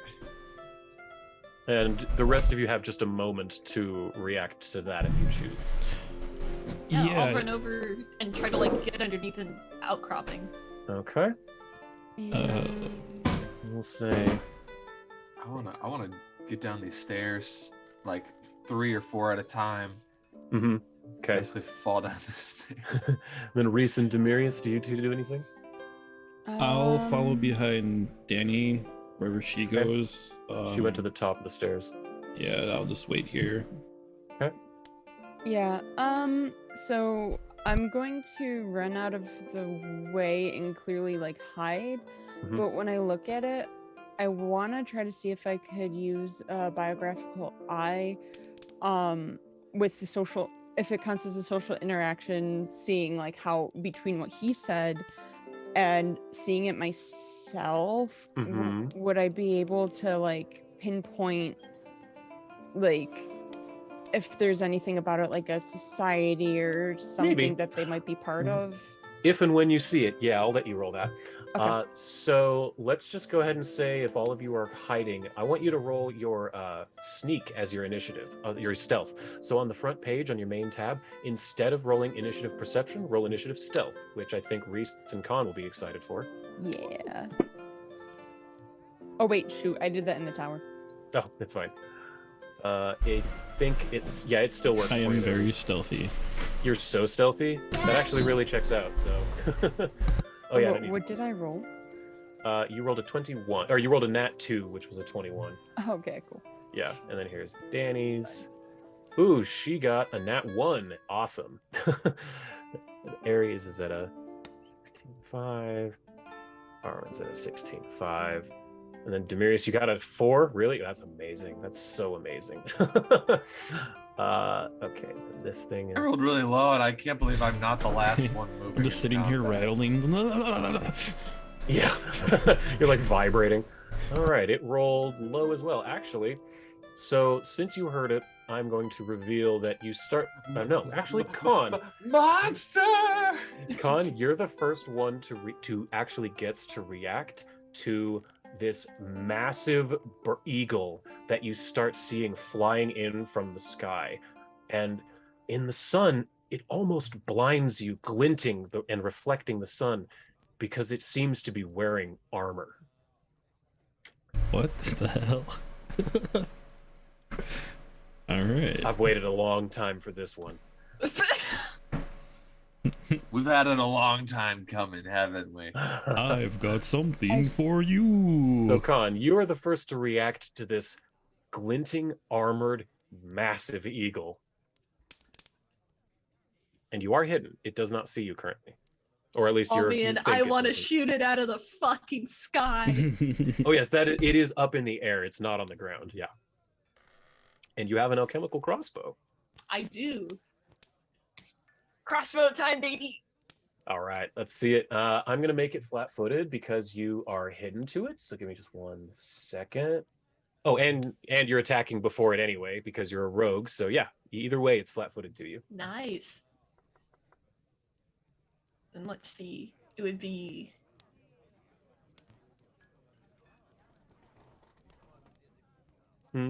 How many actions do I need to, like... If I wanted to load a little alchemical thing in. We can say that during the scuttling of all of you getting into the way, you could have been doing that and getting it ready. So we'll say you have one ready. Nice. Yeah.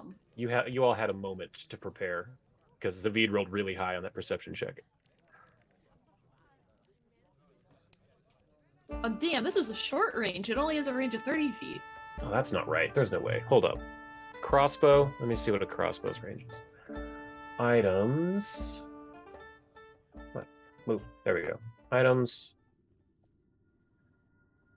Crossbow has a range of... Why does it not say that?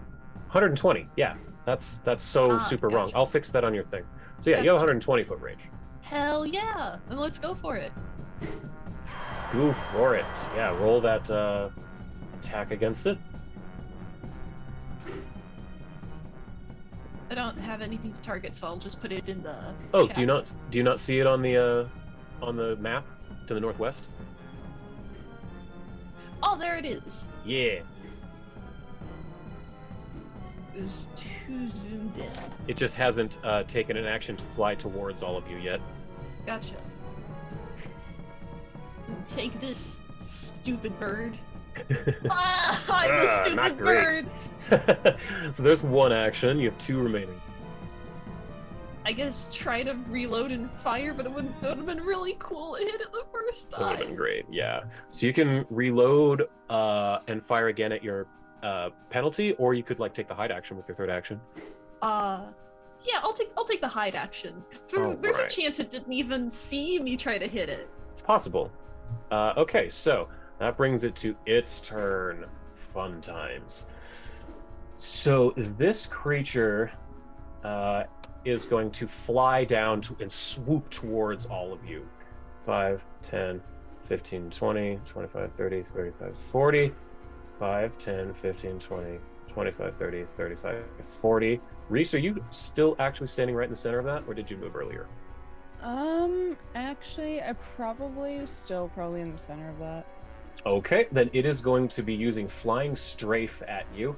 It flies up to its speed, makes 2 talon strikes. Oh, it flies up to its speed? Okay, yeah, so it flew, and then it's using its remaining 2 actions to attack you with Flying Strafe there. So it's going to do 2 talon strikes against Reese. Oh, actually, it only gets 1 because each one has to be against a different target. So you're lucky, Reese, that you're standing by yourself. Ah! But it was a nat 20 critical. So you are going to take 4d8 plus a bunch. 24 damage is 45 slashing damage as this huge, and it even has metal on its claws, sharpened, piercing metal as it slashes into you with these huge claws. Fortunately for you, that's its entire turn. Zavid, you're up. Oh, crap. Okay. I would like to. I don't fly. Is the thing, and I didn't opt to make Rot Trot a flyer. I ended up not doing that. That would have been rad. That would have been rad. But this thing kills people, and is an enemy. So I'm going to cast a 5th level spell. Ooh, nice. Because we need a little help. I'm going to cast Summon Fiend. Ooh, okay. You haven't cast this before, have you? I am not. You conjure a fiend to fight on your behalf. This works like summon animal, create undead or whatever, enemy dead. Except you summon or a common creature that has the feat trait whose level is 5 or lower, such as those below. And I have one I would like to summon. Hell yeah, tell me. You can't summon a creature unless its alignment is one of your deity's preferred alignments, or if you don't have a deity, is within 1 step. Now, is Cabriri neutral evil? I believe so. Let me look.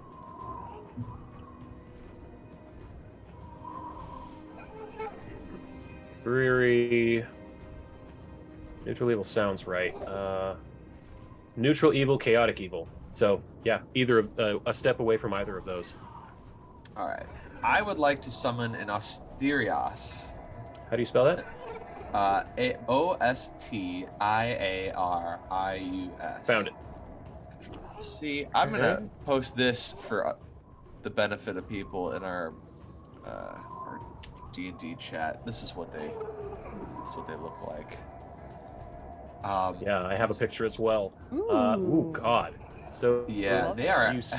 All of you see this creature just appear from the center of this teleportation. Well, actually, where does it appear, Zavid? I would like it to appear as close to the eagle as possible. It's a range of 30 feet, so 30 feet in the direction of the eagle. About there. Yeah, that'll work for me. Fantastic. So what you all see is out of the transportation stone you just came in through, this woman-like creature appears, dripping blood from her crown of bones jutting out of her skull. She has a long flowing robe, but you don't even see her feet as she floats above the ground, dragging chains behind her. Very cool. So here, Zavid, in the chat, I've just put the stats, so you should be able to control it now. All right. And it gets 2 actions. It gets 2 actions. I would like it to compel courage. It's going to inspire willing allies and himself by whispering words of courage from their open wounds. These wounds have whispering words that emanate from them. The Asterius and their allies in a 50-foot emanation gain a +1 status bonus to attack rolls, damage rolls, and saves against fear effects. The Asterius can sustain compel courage on each turn. But if you are not a Velstrak, which none of us are, it's a kind of shadow plane demon, who, if you accept this, you find bleeding wounds opening on your own bodies in whispering thanks. They take 1 persistent bleed damage and can't attempt a flat check to end this damage as long as they're compelled by the courage. Wow. So you can have this +1 for your attack rolls, damage rolls, and saves against fear effects, but you take 1 persistent bleed damage that doesn't go away as long as you have that. So everyone within 50 feet, if you want to accept this help, you can. But you don't have to. That's the thing. So does anyone want to accept that? A bonus to fear effects? I think the only one that's nearby is me and Reese, and I would definitely not, because once this thing pops up, I'm like, what the fuck is this? All right, but you do want it, Reese? Oh yeah, I do. 1 bleed, you said, Zavid? Yeah, 1 persistent bleed damage. Cool. Fine. Done. I think I'll take this as well, because I want to hit this damn thing. Heck yeah, Con, you're up here, so let's give you... Get this thing away from me. Persistent, 1 bleed. Awesome. Anybody else? No. All right. That's just a 1 action, so that's 1 action. Asterius has 1 more left. I think next. Oh, wait. Let me check something really fast. It has the eagle has a reaction. Moves from... Okay, no, it doesn't trigger it. Got it. Continue. With its other action, since that compel courage, they can sustain it, but it doesn't have the concentrate rate. So focus gaze is the other action it can do, and that does have a concentrate. Yeah, I'm looking at it right now. Stares at a creature that it can see within 30 feet. The creature must immediately attempt a will save against whispering wounds, which I believe the DC is 21. In addition, if the creature is already sickened and fails its save, it's fascinated by the Asterius and can't use hostile actions. So it's not sickened yet. We can make it sickened. It lasts for 1 round or until the Asterius takes any hostile action against the creature or the creature's allies. Whether the creature succeeds at or fails to save, it is temporarily immune for 1 hour. Cool. Okay. So it failed its save, but not critically. So what does it take? 1 So it is damage? sickened. Oh wow. Okay. and it is sickened while it remains within this 30-foot Whispering Wounds aura. I see. Okay, so it is now sickened. And that's awesome. its 2 actions, yeah. Does it take that bleed damage as well? No. Oh, it's Whispering Wounds, not Compelled Urge. Never mind. Very cool. Yeah, so it is sickened 1. Great. And I think you, Zavid, have 1 action left. Unless the summon was 3. No, summon was all 3 of my actions. Okay, cool. So Then you are done. The Asterius already went. Reese, you're up. This crazy bleeding demon just appeared next to you, and you're taking more damage, but suddenly you feel full of... You are courage. You're full of courage. Okay, yes. So, because... I got a couple things lined up. Alright, so, because I've already seen how this thing has attacked me, I'm going to use predictable, so I can observe it after that. We'll do little, as soon as that happens, I see how it attacks and everything, and by getting that sense, I want to roll to see if I'm going to be able to tell its next moves when it goes and attacks the next time around. Sure. So that gives you a bonus to something or other? Yeah, by observing the opponent, you get a sense of the target. Okay, it's a perception check? Yeah. All right, so give me a perception check in the tower, and it's a hard DC of the foe's level. Okay, I can figure that out. I know its level. DC. You critically succeed by 1. So you precisely discern the target strategy, gaining +2 circumstance bonus to AC against it until the start of your next turn, and a +2 bonus to your next saving throw. Wow, that's awesome. So yeah, just remind me if it attacks you. Yep. Okay. So that is one thing I'm going to do. And then I also have sneak attack in general. So you would need to move to like here to make it flat-footed. So you would have to use 1 action to do that, but you can totally do that. But actually, I'm gonna wait to do that on another turn. All right. Because I also have my clandestine cloak on me. I always keep it on me. So at that point, I'm pulling the hood up on my cloak, and I gain benefits of 9 detection for an hour or until I pull the hood back down.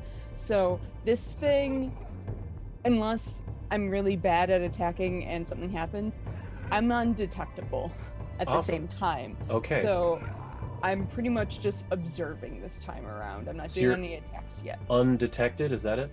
Yep. Undetected on Reese. Perfect, there you go. I gain stealth checks and deception to improvisation, deception checks to impersonate a forgettable background character like a servant, but I take a diplomacy hit. Sure. So yeah, you're undetected by this creature now, and that was 2 actions, so that's your whole turn. Danny's, let's see, you take the bleeding and you fail, so you're still bleeding. That's fine. Danny's up. Seeing that this thing is attacking her friends, she's going to first send in Arwen to go 5, 10, 15, 20, 25, 30, 30 to there. And then she's going to cast Magic Missile at this creature at 5th level. So, bang, bang, bang. Pump all 3 actions into it, doing 28, 30, 46 damage to it. As Danny releases like 15 darts of magical energy at this thing. And I believe Ares also gets a 5, 10, 15, 20, 25, 30 movement speed to there. That's the end of Danny's turn. Demirius, you are now up. And you're muted, possibly.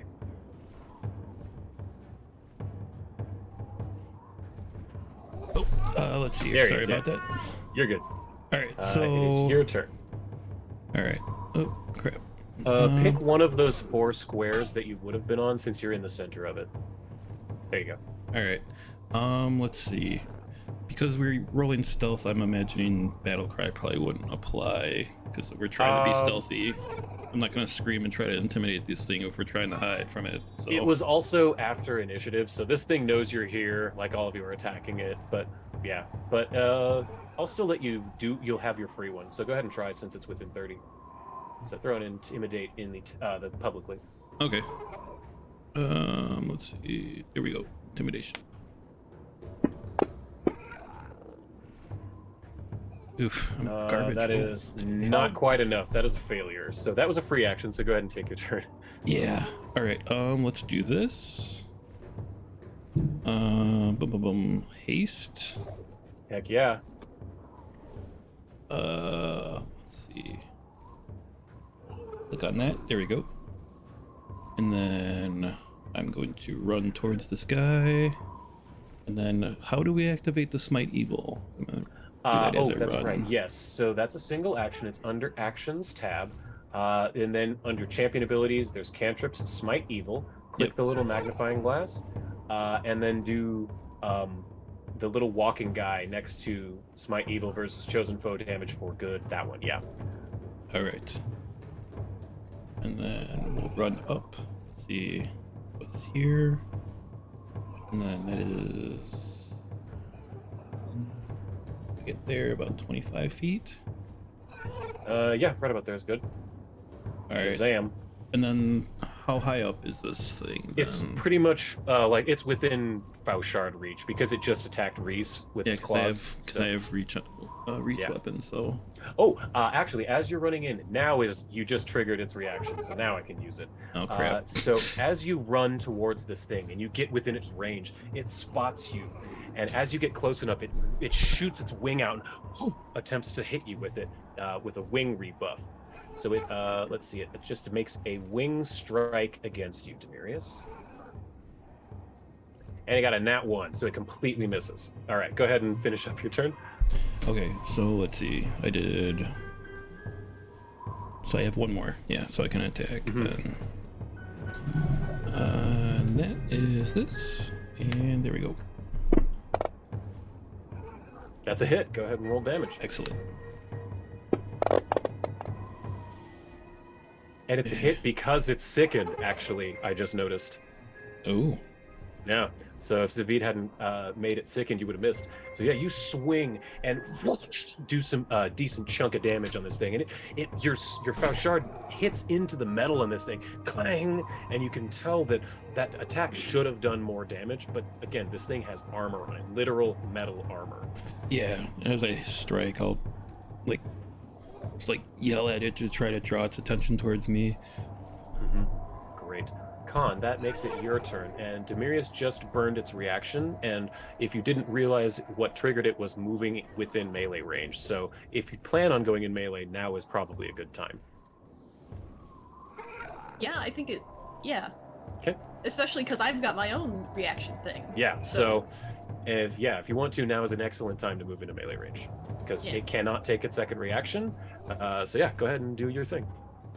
Oh, it's flat-footed, so let me give it that. Yeah, because you got Reese and... Reese and the demon on the other side of this thing. You sneak up behind it. It still doesn't know you're there. Yeah, one action to move. Would it take an action to drop the crossbow and take out my sword? That would be one together. Dropping a weapon is a free action. Okay. Then one action to do that, and third action to attack. Sweet. Do it. It is sickened and flat-footed. Oh, wait, it's very helpful. I'll give myself the +1. Oh yeah, that too. I'm taking that persistent bleed for, so. That's right. That's big right. money, no whammies. That's a total of +4. Yeah, there you go. 30. That's a hit. Again, because of all of the effects and stuff that would have been missed normally. Let's go ahead and roll damage. And that. Ooh, that. Hang on. That. Why did that? You're missing something. Oh, I see. Hang on. Sneak attack. All right. Let me give it. Let's reroll your damage on that. 1 second. Go ahead. Reroll your damage on that. That should fix that. Wait a minute. Which weapon are you? Oh wait. 96. Which one are you rolling with? Oh, you're rolling the silver rapier. Do the yeah, the that's other way one. higher up on the sheet. There we than I go. remember Hold it up. being. Hang Okay. on. Okay. Let me give that 17 back. 1 sec. 68. There we go. Now it's right. Okay. Now that I'll use the right thing. The right weapon. That looks more Yeah. correct. There we go. There we you sneak go. up behind it and you see that there's kind of like a break in the armor in the back, like a seam where two plates are coming together, and you slide your gladius up in between it. Ah! And it cries out in pain. I believe that's your whole turn? Yes. Move, draw, attack. Yes. It is the eagle's turn. It is taking persistent bleed damage, and it fails. That's great. Okay. So what can I have it do? Got it. All right. So what it's going to do is attempt to attack Demirius with its talons,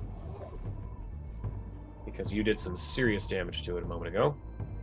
And it hits you, dealing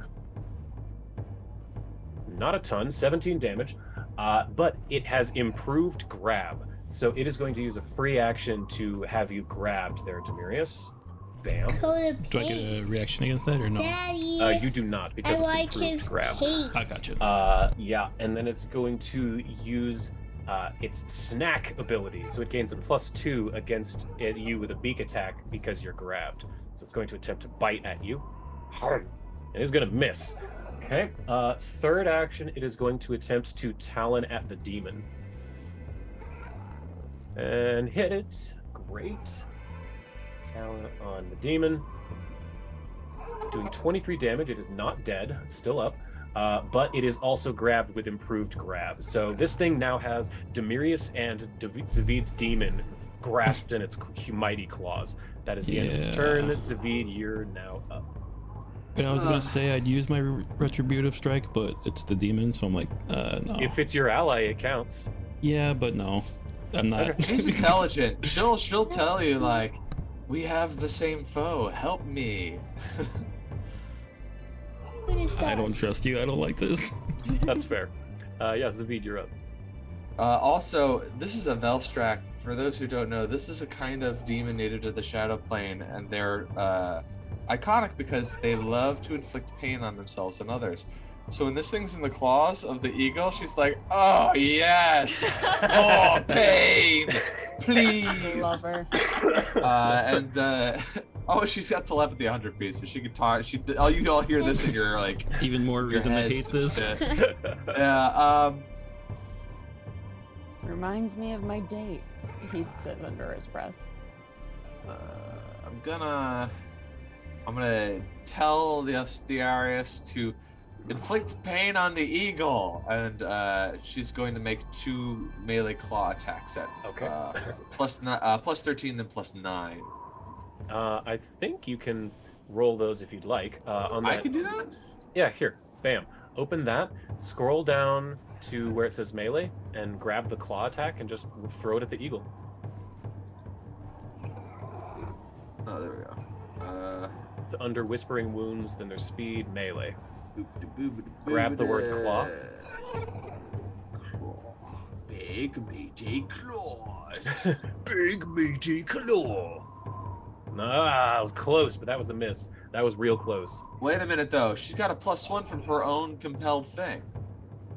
You're right. You're absolutely right. And with all of the other things, it's sickened, so that's 1, and then it's flat-footed. That's just enough. A 30 is just enough. So yeah, go ahead and roll the damage on it. Alrighty. 2d6 +2 slashing. Wow, 2d6 persistent bleed.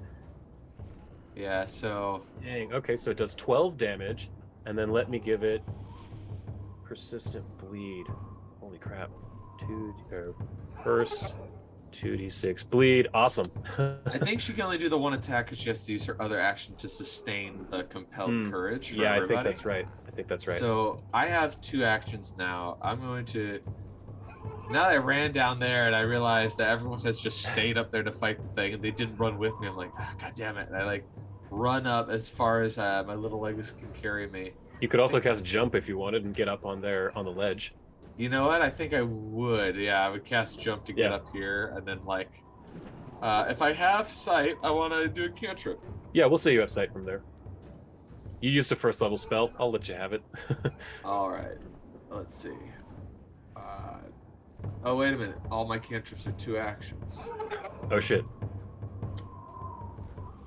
I don't use jump. I just run up and I Okay. see it, and that's my turn. I'm just inside of it now. All right, cool. So that's the Ostiarius gets 2 actions, I think, or 1 action at least. Yeah. Oh wait, no, she just went. You just had her She attack. just That's did right. hers. Yeah. Reese, it is now your turn. Awesome. So, yay, I'm unseen and cool. Demon is just pretty awesome in Reese's eyes, but he's not gonna say that. I do want to use Biographical Eye to kind of like learn a little bit Sure.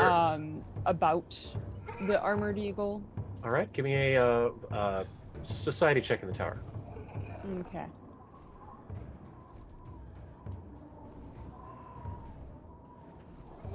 Okay.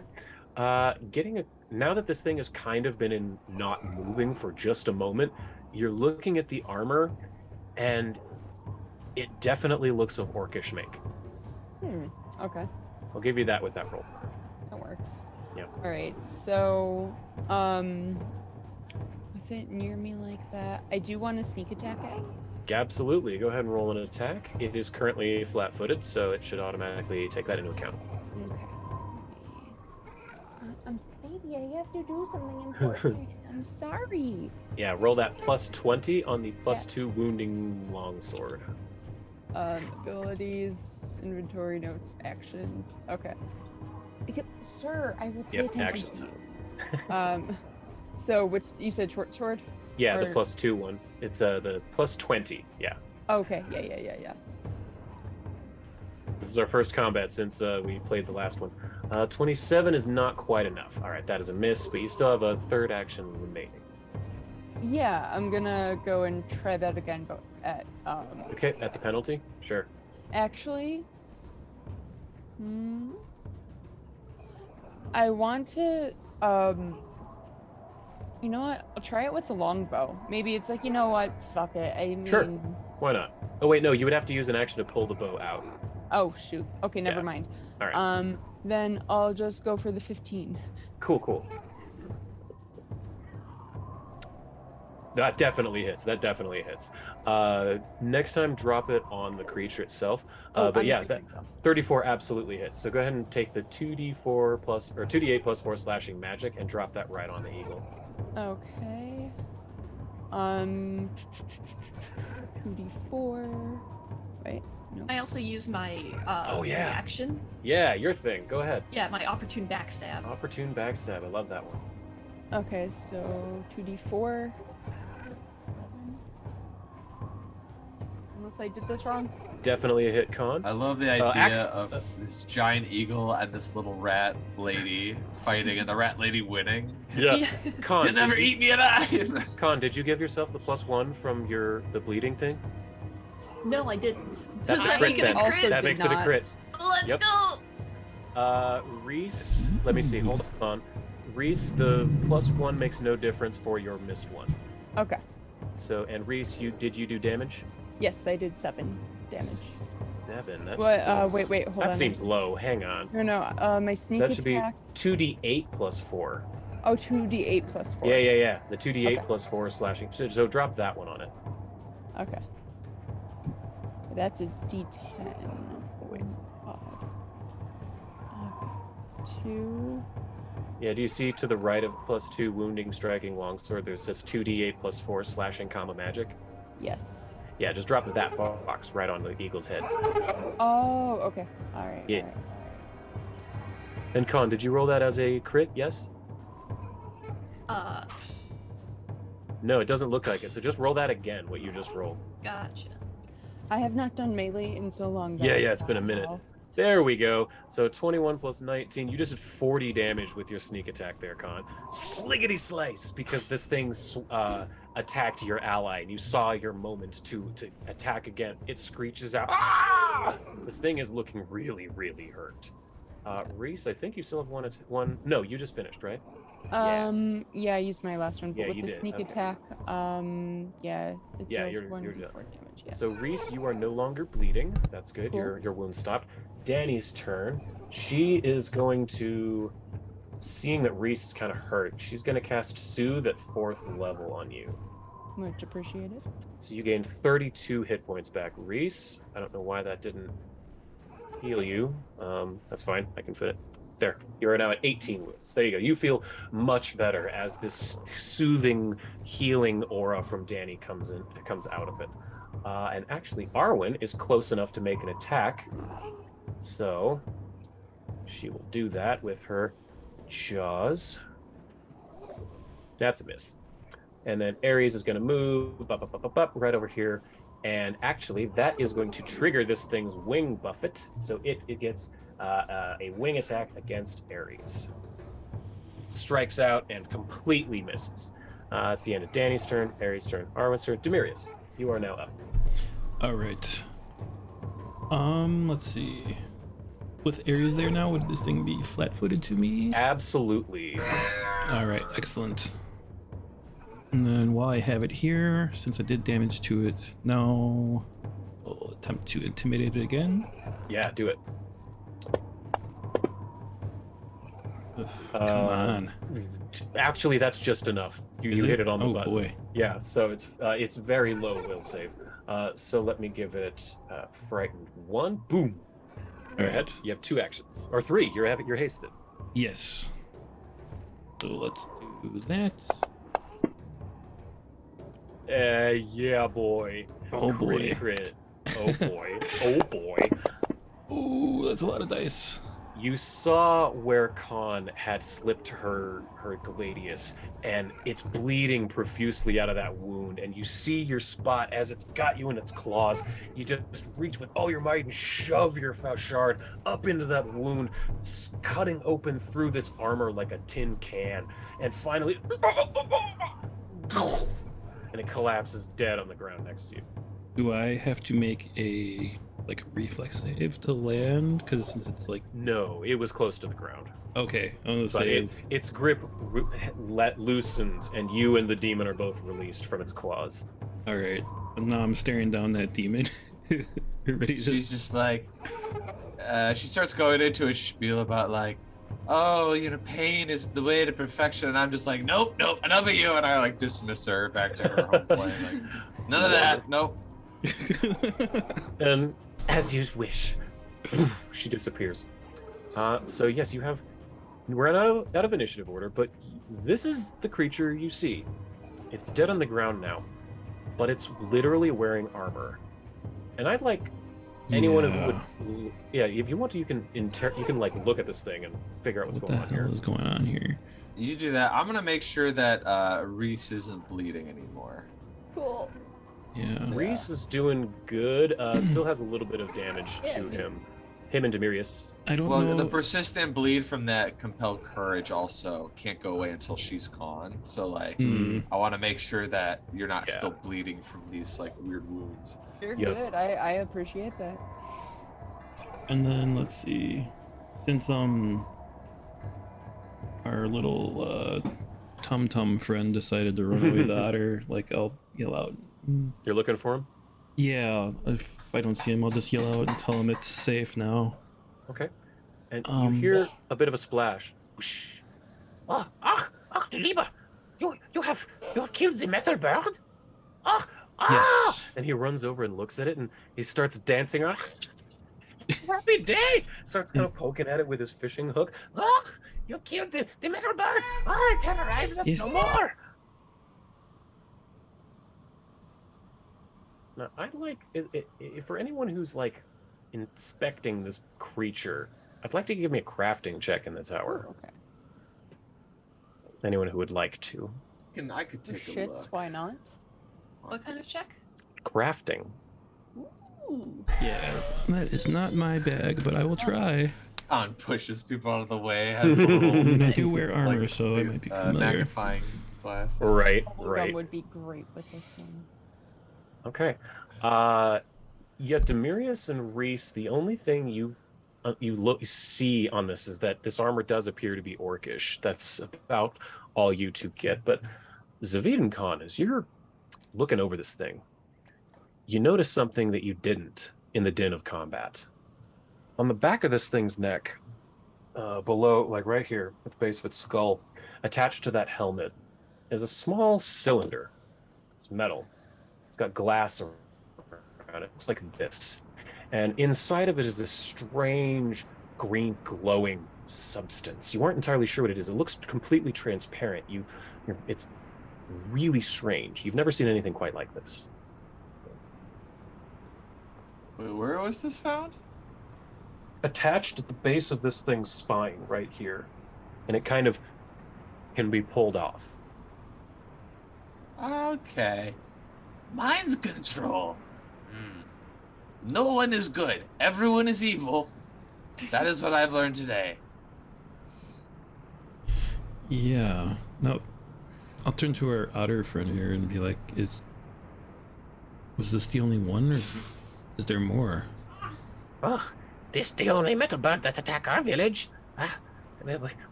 We've heard stories of other metal creatures down in the lowlands, but nothing comes up this high. Okay. This is definitely like a mass-produced thing. Like, they've got more metal minions. Yeah, But yes, maybe they couldn't get more of these birds. That might be right. You've seen more. What are they doing? Armoring animals? Is Belkzen close to here? Oh, Belkzen? You in Belkzen? We high above Belkzen.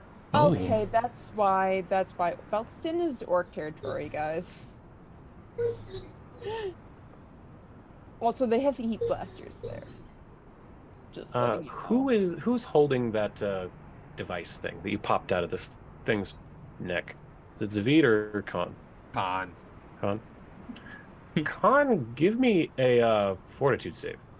Uh-oh. I threw it at you. Ooh, Oh, nice okay. roll. That was excellent. As you're fiddling around with this thing in your hands, you're kind of turning around, looking at it, and you sort of, at one point, you hold it with your hands on the top and the bottom, like a cylinder. You're holding it like this, and as you do, you feel something pulse through you. And I'd like you to give me any of a religion check in the tower, because it doesn't really cause much. It causes you pain, not hit point pain, but you feel pain as this thing, I don't want to say shocks. It's not 100% the correct word. Like a Which jolt kind of to check your again? system kind of thing. A shock to our system. Yeah, a religion, please. It sends anyone signals who up your wants nervous system. Yeah, anyone who wants can roll me religion in the tower to see what just happened to Khan. Oh, okay. I wasn't sure if it was just for her. Yeah, anybody. Ooh, wow. Religion, eh? Yeah. In the tower.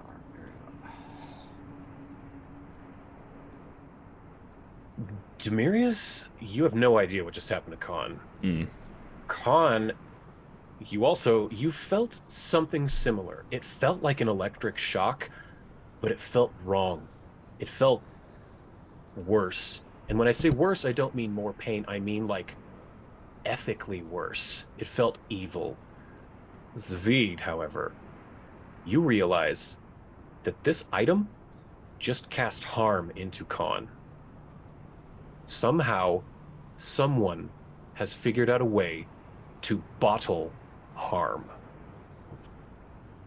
I take it from Khan, and I'm looking at this. I'm like, no fucking way. No wonder that Demon was so happy to work with me. She's all about pain, and that thing was in pain. So she's like, this is perfect. And I'm like looking at this thing.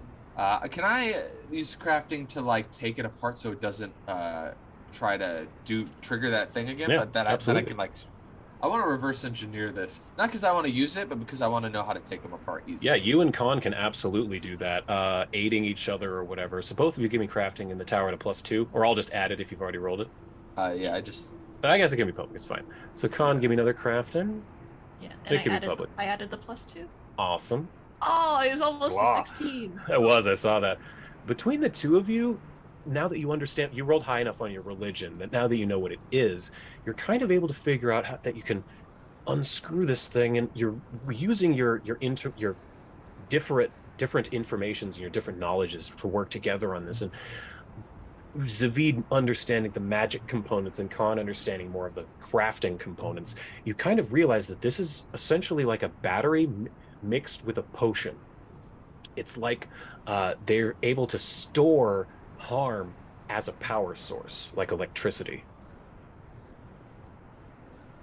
So, for use in clearly like this creature, it would pump this kind of harm up into its brain. What is that thing? Torture device and the means of control. It used you know the magic I used to like help destroy our enemies. Yeah. So instead of self-defense, they're using it as a means of control to. Well, you saw what happened with this eagle. It attacked, but it seemed in pain. It didn't want to attack. It was because of this. Like, rattled the thing. That's a shame that we had to kill it then, if that was the case. I think it was a mercy. It was probably wearing this for so long that even if we were to take it off, it wouldn't have stopped attacking. It still would have been confused and hurt. Yeah. I'd like you to give me a medicine check, anyone. It can be public. I love doing medicine checks. Okay, Let's see really what low. Reese does with medicine. I bet he knows. Oh yeah, so Danny many can roll that things. too. I will have her as well.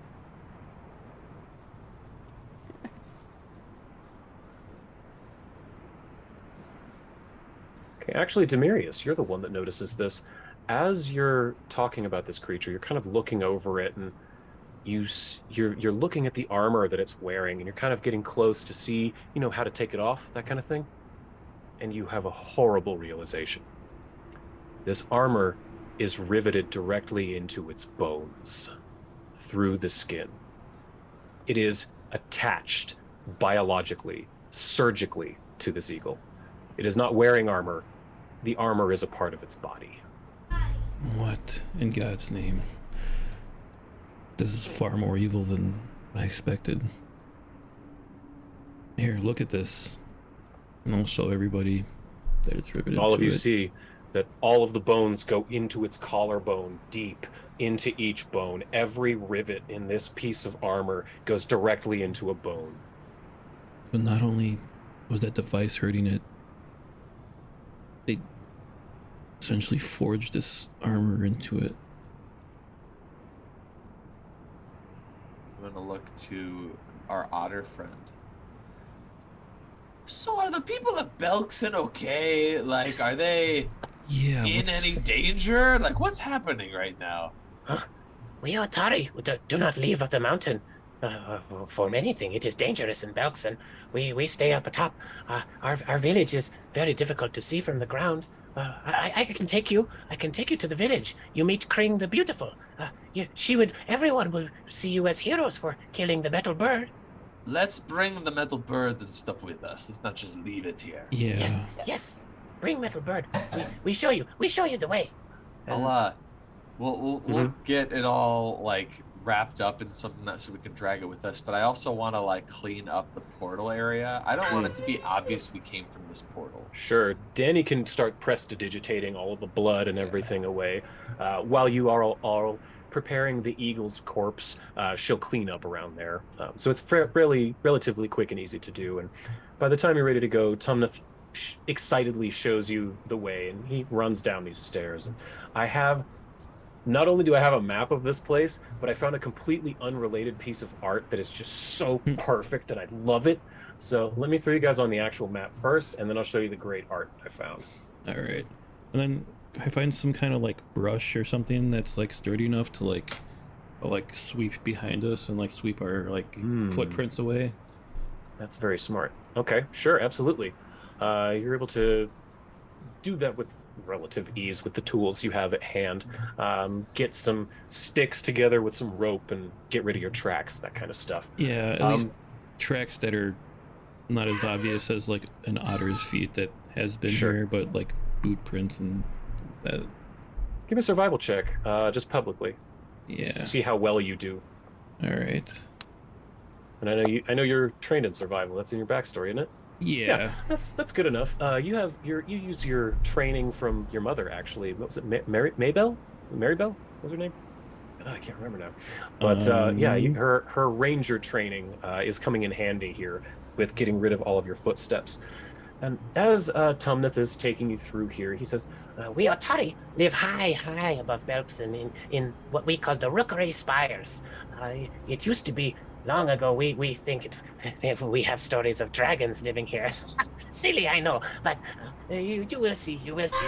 And as he gets you through these winding paths, you come and you see a wide open area, and there are these tall, thin, needle-like spires, dozens of them jutting 1,000 feet or higher off of the ground.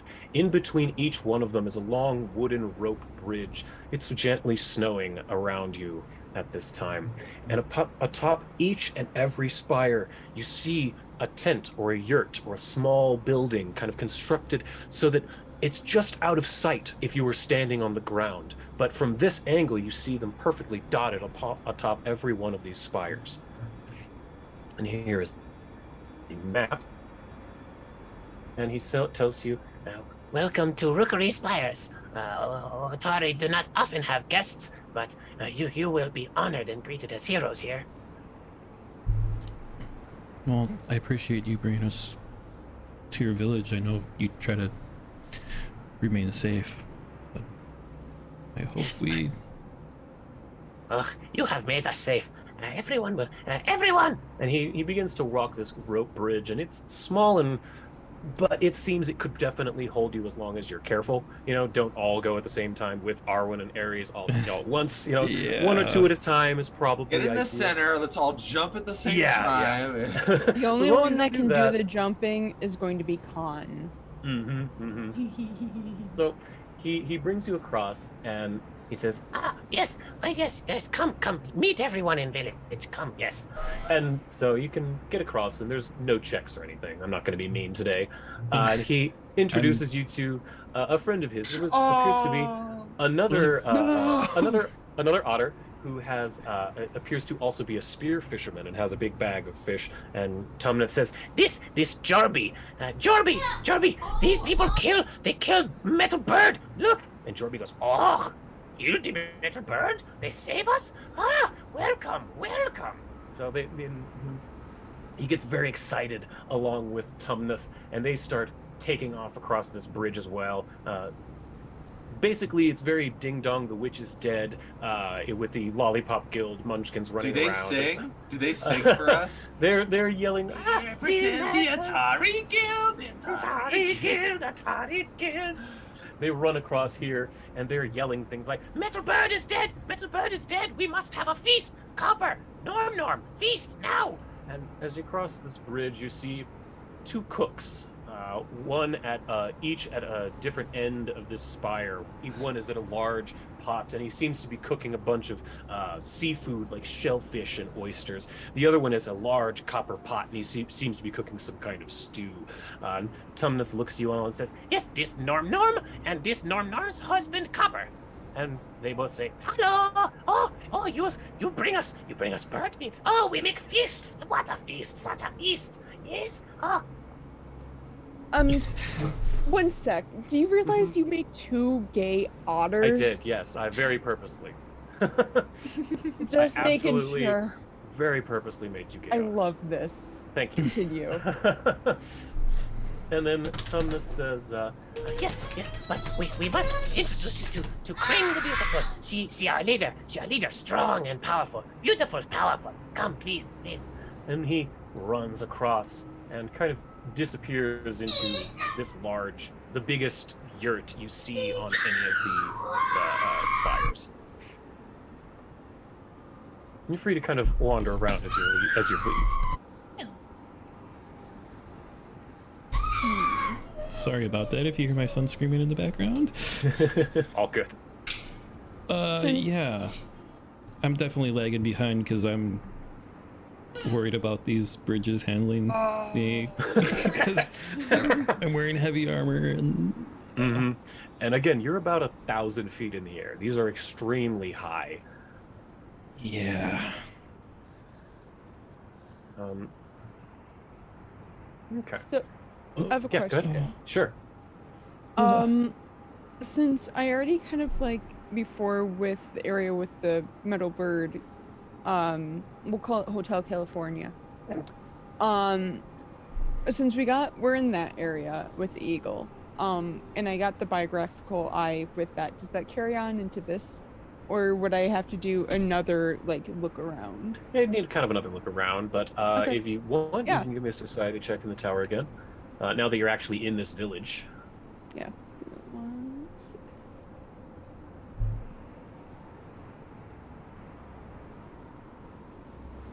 You've never in your life heard of otter people, or you know of the Rookery Spires and Firewatch Peaks. Like, you're aware of this area geographically, but you had absolutely no idea people lived here, that it was inhabited.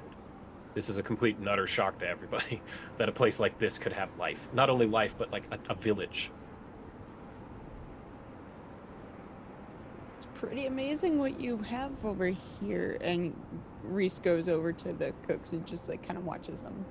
Yeah, what they're cooking smells really good. It's clearly seafood-based diet that they have up on the mountains here because they have all those rivers and little creeks and things. But Copper says to you, Oh yes, we make big stew for all of the everyone here. We will make grand feast for all of you for having taken out Metal Bird. So this is mountain stew? Oh, I suppose you could call it that, yeah. Have you had Code Red before? Code Red? No. We just have what we call the Blast of Baja.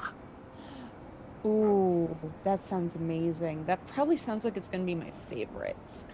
We add a special type of shellfish. It's blue. Come from the high peak. Oh, And is he that kind lifts of up a something pot. limey too? yeah, and lifts up the pot, and you can see that it's kind of a bubbly blue liquid in there. It smells like limes. I like it. Guests of honor, we make it the best. Add in bird. Is the bird for the stew? Yes, of course. You can add a bird Yaha! into the stew. So then And- at that, Norm, the other one, kind of dives at it and kind of starts to butcher it a little bit and get legs and things. And then Reese goes on to tell them about the mountain stew Code Red they had with Gurkha. But they mention she's an orc, but she's like a good orc. She's a cleric. They're very interested in hearing about the Code Red, and they will say, We will definitely try that on our next mountain stew. So then, a few moments later, Tumnith comes back out and runs across the bridge and says, Yes, Kring wants to see you now.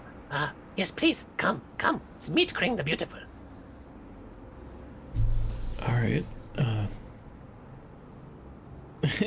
and he runs back across, and he kind of stands here and holds open the door to this big tent for everybody. I'll be a second. This bridge isn't exactly made for me. Take my sweet time. Oh god. Okay. Made it. Okay. And does everyone go in, or is it just Amirius? I suppose I'll go Okay. into. All right. Okay, so as you go in, there's a small fire in the center. This is very clearly the tent of the leader of this village. But when you walk in, you're very taken aback by what you see. Whereas all of you are expecting an Atari, there sits before you a large, muscular orc woman wearing furs and with red, fiery hair and an axe next to her. She looks to you all and says, "Welcome to Rookery Spires. I am Kring. What brings you here?" For those who are in the tent, you hear, "Oh god!"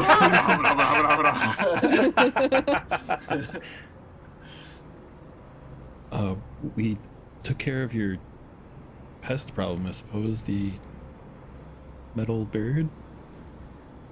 You managed to take out the Metal Bird. I have been unsuccessfully trying to take it out for several months now. You must be strong.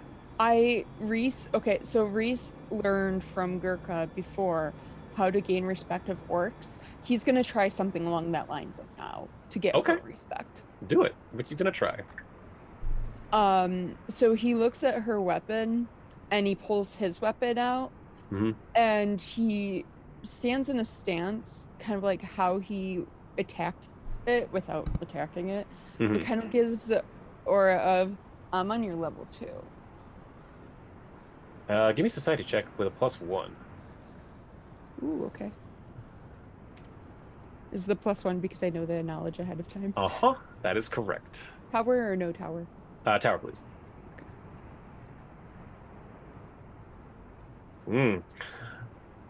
Kring stands up and she grabs her axe and drops down into a defensive type stance and does a bit of a flurry and then bows to you and says, "Welcome.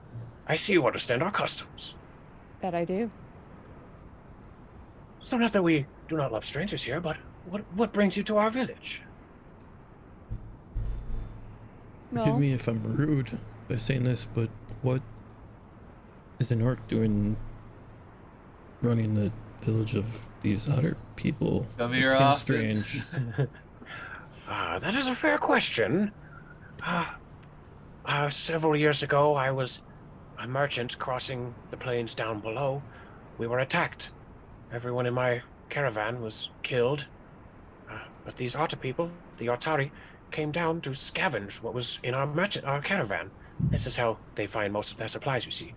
They noticed I was still alive and took me up here, nursed me back to health. When their village was attacked by their enemies, the Beevoir, I helped in their battles. And, well, they made me their chief. And I decided I liked it here. Yes, they seem very kind.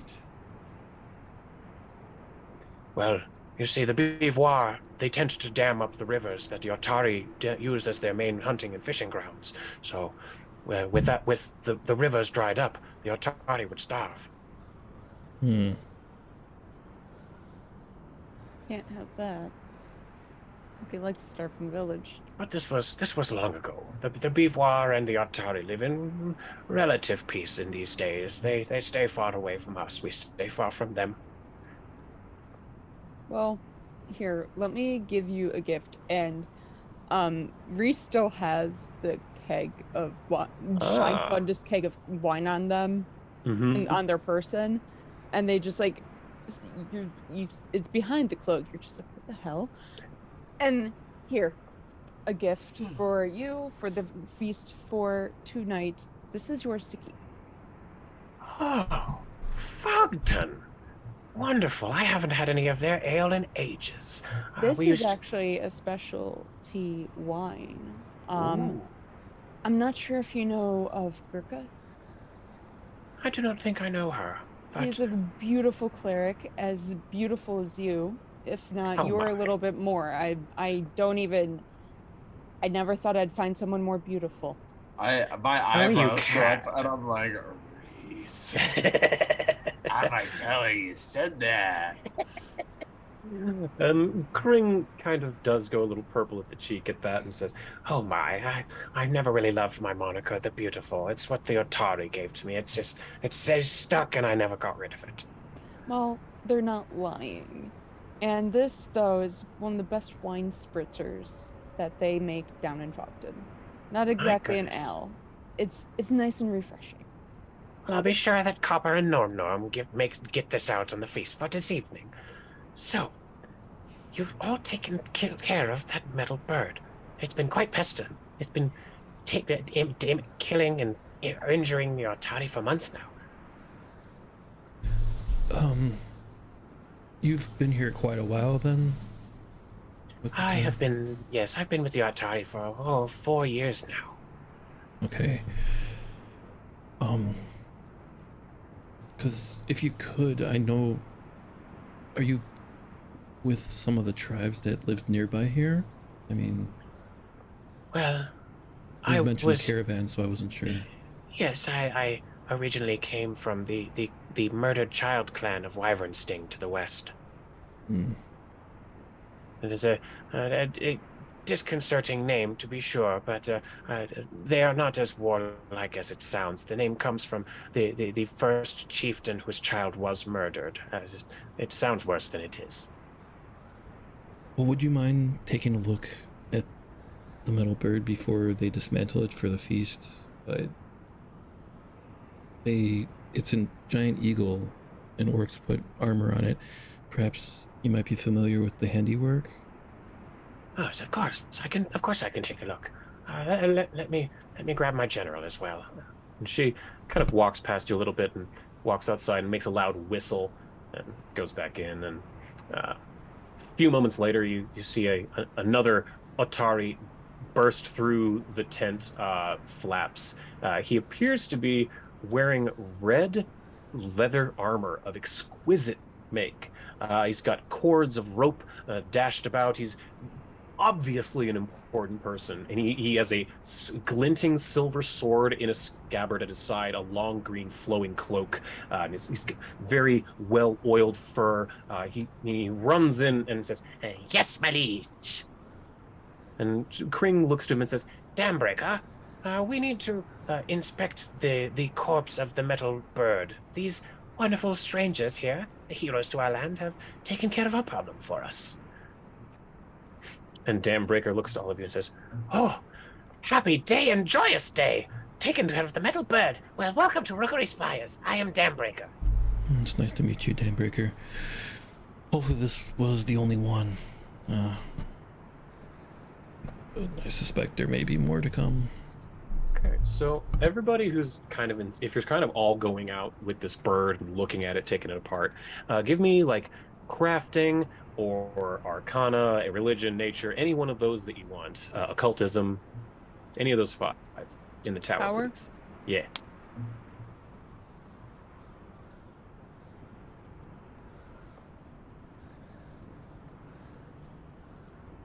Okay, so I've got 2 of them. There's 3. I think I'm missing. There we go, Zvid. All right, so Reese, actually, you noticed something odd, really odd. Something you didn't even think was really a thing. You notice a stamp, kind of near where like a signature would go, like a blacksmith's signature. And it's a little stamp, and it's in Gnomish. So any of you speak Gnomish? Would my collar thing that detects language things be able to tell if that? Probably. But let's just, does anyone speak Gnomish just inherently? Nope. I don't believe so. It's one of those things where, like, when you see Russian, you know it's Russian, even if you can't read Russian. No, I know Goblin. Okay, so I don't think anyone speaks Gnomish. Yeah, but you do have that magic collar thing. So you are able to kind of magically read this, and it's a little stamp, and it says Artificers Without Borders, Cogito Machinis. And I will write all of that down for you in Discord. Una Matata. So Reese looks a little bit and pops up was like, does Cogito Moginus ring any bells? Moginus? Machinus. Machinus. Sorry. Oh, like machines. Yes. And so I want everyone to give me society checks in the tower, because that's kind of what deciphering language is all about. Oh, that actually explains why Reese would also. And there's one other thing that I don't think Shane remembers, but Zavid might. When Reese says the words Artificers Without Borders, that kind of perks something up in your memory. Let's see, what's his name? Oh goodness, NPCs. It's been so long. Where is he? There it is. Yes, we knew somebody. Yes, Yeah, here it is. Here it is. Dude. No, you knew an ogre by the name of Glaric, who had little metal dealies on his fingers that allowed his large ogre fingers to count coins really dexterously. And he told you, "Oh yes, I got this prosthetic from the Artificers Without Borders." Okay. So So that does ring familiar to you, Artificers Without Borders. But the other, let's see, you got the societies. Ooh, Reese actually nailed it. You figure out just from like root words, with Latin and all this stuff, like Shane did with machinus means machine. You figure out that cogito machinus means the thinking machine. Actually, hold on. And like Reese just like stares at it a little longer. Like, wait, that means thinking machine. These are pretty smart orcs. That if this is their technology and that's what they got down there, and this is what they're capable of, that's frightening. The orcs reached the singularity before any other race. And now they've been taken over by their own AI. Whoa.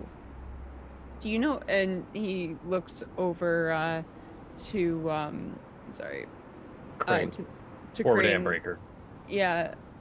It's like, do you guys know anything about that? No, I've never seen anything like this. Artificers Without Borders? I think they're a charity, aren't they? Yeah, why? No. Why would something that helps people do something like this? That's a loose term, help. Help can be helping them, not just the good of everyone. Is that some sort of failed experiment and they just threw it out into the world? Possibly. Or they've made their own society of experimental artificer types. I don't know. I've never seen anything like this myself. I mean, clearly the armor on this thing is orcish make, that's obvious, but I have this symbol, it's like you said, Artificers Without Borders, they provide prosthetics to veterans of wars. They go around and they've done wonders for Belkzen because, sad to say, orcs are very warlike and they lose limbs left and right. Perhaps someone part of their order decided to use their skills other ways? That sounds about right. How far does it take to get down into town? Oh, well, getting down is quite a project and a process. I suppose we can let you know. You've already found us. There's no harm in letting you know how to get down. Several needles over is the highest point in the Rookery Spires. There is a door of dwarven make that comes out at night when the moon is high. It hides a large, cavernous, old dwarven fortress. We do not go in there. It's, lots of bad things down there. The Atari, it's somewhat sacred to them because that is where they've always received their weapons. You see, look here at Dambreaker, and Dambreaker kind of stands. He knows what's up, and he stands at attention, fully showing everything he's wearing in full regalia. And she says, when Dambreaker won the battle against the Beauvoir, he was allowed the special honor of going into the fortress to claim his armor and weapons. And suddenly you realize that the styling of his armor and weapons is just like what you found in King Targic's crypt, the dwarf king that you got ages ago. The Khan, you're still using his weapon, you're wearing that armor. It's the same style. That's why it looks so strange and familiar to you. He's wearing ancient dwarven leather armor with an ancient dwarven short sword. Can I look further into it, perhaps? Because I know the last temple we found was related to Sarenrae. Perhaps there's some sort of religious icons similar to that. Well, I must tell you that the majority of what's down there is old dusty bones. There was clearly a large battle in there, but Old and dusty bones, you say? Yes, corpses everywhere. I can't imagine any kind of person who would want to go down there, but it does lead to the ground. That's weird. Where is it, by the way? Oh my god, you just said the magic words, bones. I already know where this is going. I'd be happy to show you the top of the rookery after our feast. Again, the door only appears at night. That sounds like a plan. I'd like to go into town unseen and unheard. And Reese pulls up their cloak just for a second and then pulls back down. I can go pretty unnoticed. Ah, that's a nice item you have there.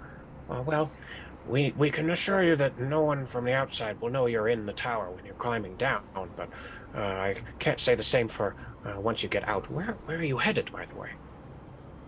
Well, we need a heater, a giant one for a friend that needs things to get like really fucking hot.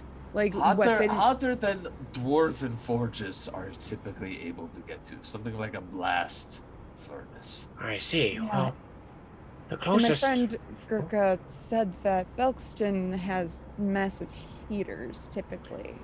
Absolutely, there are forges and smiths everywhere. The nearest town, fortified town, you might come across is Wyvern Sting to the west. That might be our best bet as a starting point. Okay. And all of you realize that happens to be where you're headed anyway.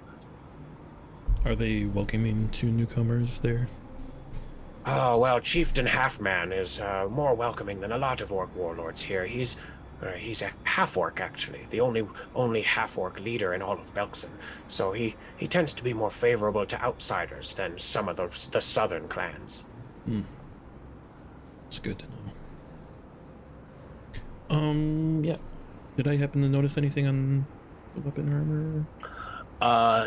Again, just that it's really, really old and of dwarven make. Give me a religion check in the tower, though. Oh, you just rolled one. Sorry, I didn't see it. It's definitely not Sarenrae. This appears to be some type of dwarven god that you aren't familiar with. Okay. Let's see, Elliot, what time did you say you needed to be done today? I don't recall. 4:30. So Okay, a little bit. Okay, got a little bit. So, yes, this is Kring is saying this is Very interesting, but and you're saying you need a blast furnace. I do think that if they don't have what you're looking for in Wyvern Sting, they can at least point you in the right direction. Excellent. That's good. But we talk too much. Dambreaker, go out and see on the feast how is this doing. And Dambreaker says, "Yes, my liege," and runs out immediately. Now, as my guests of honor, we will have many drinks, but come, please, relax yourselves. Kring comes out and tells everyone, "Tonight we feast!" He yells it really loud, and all of the Atari just yelling and hooting and hollering. So eventually you do come to the feast where they have large tables set out. Well, large for the Atari. They do have a couple of orc-sized chairs because of Kring. And all of you are placed around it in seats of honor near the head of the table, near Kring, near Dambreaker. It is a delicious feast of mountain stew, blast of Baja, delicious blue stew filled with seafood from high up that you've not had much chance to eat yet at this point. And they all celebrate, toast to all of you having saved them from the metal bird. And Kring says to you, "What interest do you have in these birds? It seems that your knowledge is great, and your interest is greater still."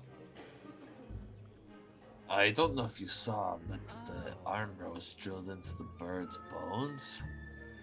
And I don't know how normal that is here, but that's not normal literally anywhere else. No, I've never heard of such a thing. Orcs have long used war animals, for certain. Wolves, warg riders, but they're always saddled with barding. Nothing hideous like this. War boars to attack with rangers and hunters, certainly, but nothing of this torturous make. We didn't show you the other thing. And then I'll present the collar, the spinal collar. I say, this functioned like a bit of a pain-inducing torture device. It is a means to control the bird. It pumped magical harm into the creature in order to get it to cooperate. And This looks like they've got it down to a fine science, meaning they probably made many more of these to control other metal beasts. That is very disconcerting, but it's good to have this notice. Up here in the Rookery Spires, we have our own defense of altitude, but clearly some can fly high this distance still. We need to be on the lookout, Dambreaker. Oh. That is quite a thing. Oh, Good. sorry. Good. I was making a joke. You'll remind me of this frog. Sir, something of something. Very, very similar energies. Anyway. Fantastic. So, she's looking at that item, that device, and she kind of accidentally gets a little bit of a shock herself, and she says, I can imagine that this would be horrible. And she gives it back to you, Zavid. Yeah, I'll kind of deactivate it, put it in my bag. All right. Once again, I just need to warn you that the inside of that old dwarven place is very rickety. You never know what might happen. People have fallen, or Tari have died in there in the past. So just please, go with our blessing. The sun is set, and the moon is rising soon. If you would like, I can show you to the exit. Unless we are free to stay here, if you would like. Maybe after we've explored the tomb, I think we want to make haste. Very well. And she claps, and Copper and Norm get up and start bussing the tables with Tumnith and Jorby. And they'll start put everything away for you. And the Dambreaker even comes back with a bag full of rations of dried fish, like fish jerky, essentially, and hands it to you, all of you, and says, Here, take these snacks. They will help you in your travels. Amazing. I just ate, and I'm repressing the urge to just eat all of our rations here. Like, I am someone going to else grab hold the on to rations these. and put them in my bag. Thank you. all Smells right. Welcome. really good. Okay, so after the meal is cleaned up and all that, you are taken by 5, Demirius.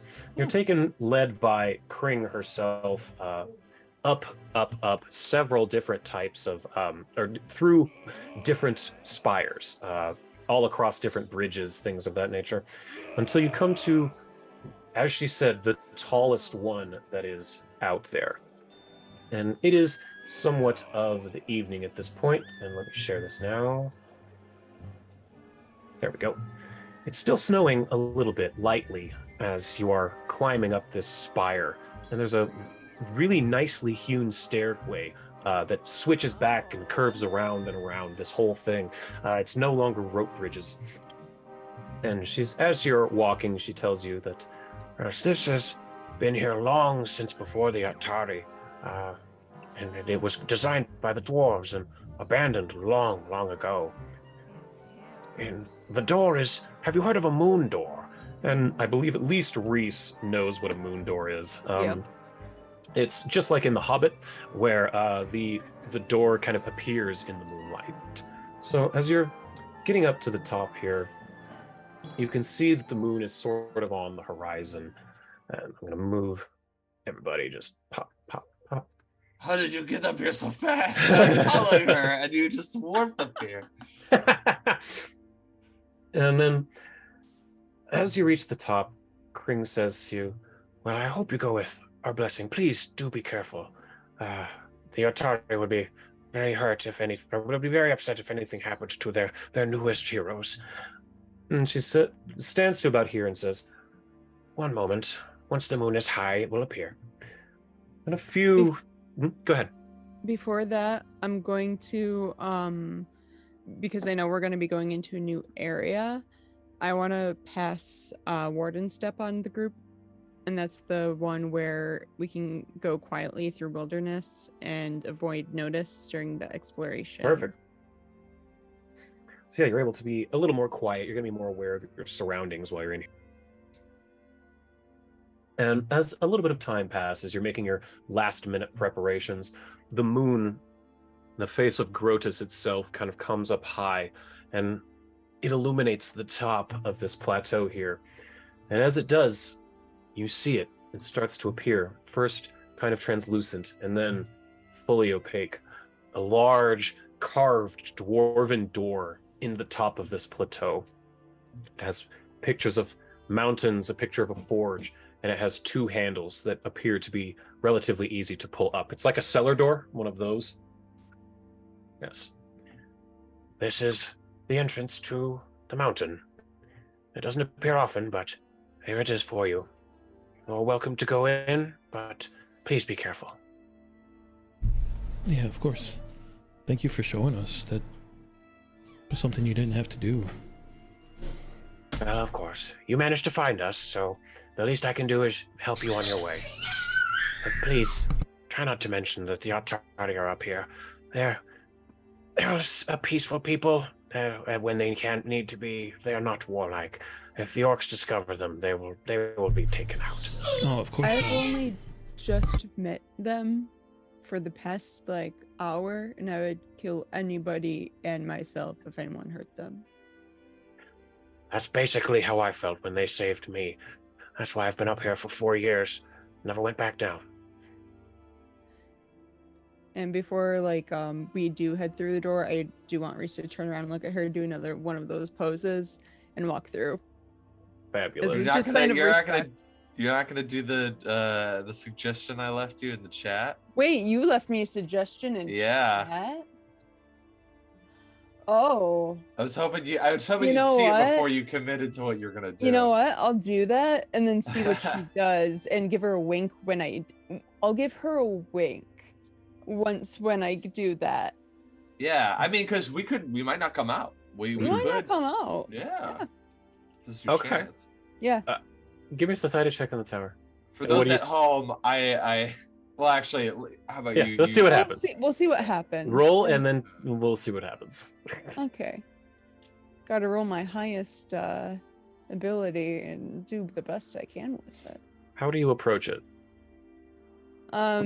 So we see the door forming and stuff, and I just look her in the eyes and do the same thing I did the last time. Yeah, okay. So with that roll, she goes a deep purple, and she smiles at you back at you, and she does her same posing for you, which ends in kind of her leaned down like this in a battle pose with her axe very close to you. I am going to tap. Hold on, let me make sure I remember what weapon it. Yeah, I'm gonna tap my short sword to her axe and kiss her cheek. And she goes fully purple in the face, and well, yeah, good luck to you, warrior. And she backs up and holds the door open for you. All right, so do everyone go into this trapdoor? Great. All right. Yes. Here we go. So what you see before you is a dark, cavernous, deep hole that has causeways and broken bridges and walkways spanned across every site you can see, as far down as your vision allows. This clearly goes the entire length and or vertical height of this particular spire. But again, many of the bridges and stairways are broken off, and you can see that even just below you, there's a circle with a large pile of bones, and just everywhere you look, you see skeletons and just piles of dead, dusty, old bones everywhere. Wow. I'm hoping that map is loaded. Yep. Good. Jackpot. I brought a bag with me. I was gonna ask before if I could secure some sacks. Yeah, sure. We can say you have done that. That could have been a dinner conversation. I want to peruse the dead bodies. I think most of these are just foot soldiers. Mm-hmm. Give me a medicine check in the tower. Or public. Now, it can be public. swaths of dwarves. Every one of these is a dwarf. Yeah. Figured they probably had some last defense set up against whatever was fighting them. Does it seem obvious how they died? Yeah, can we tell what what we were fighting, or? Yeah. Give me nature, religion, or arcana, or occultism. Any of the four in the tower. For anyone who wants to try and figure that out. All right. I better roll high on this one because I got a 19 medicine check. So. Zavid, you sense lingering fiend energy in this area. You get the feeling that these were killed by demons. And the wounds seem to kind of corroborate that. There's claw marks, bite marks, burns, a lot of burns. Should make sense why there's no corpses of them, because don't they just return to their plane after they're destroyed? So they had a really wild birthday party and it got out of hand. They did not install proper fire escapes, and this is the result. Goes to show you got to be prepared. Okay. So are we going to just hop down and descend? Is that our goal? Well, we can be very quiet while we do that, so that's the perk of having me around. Yeah, so how would you go about getting down onto that first level there? That's kind of the fun part of this one. Yes. I'm gonna take a rope, I guess, and I'll like tie it to. It seems like there are like there are a lot of like blocks of stone that are heavier than a person. If we could get one to set one like right here, and then tie a rope around it, and then kind of come down the rope one at a time until we land here. Especially if you use your ant haul, between you and Reese and Demirius, you'd be easily able to get a large rock to be able to place like that. And yeah, it'll be a negligible athletics check, but I need everyone to give me an athletics check publicly to descend that rope. Since you're using a rope, it's very small DC.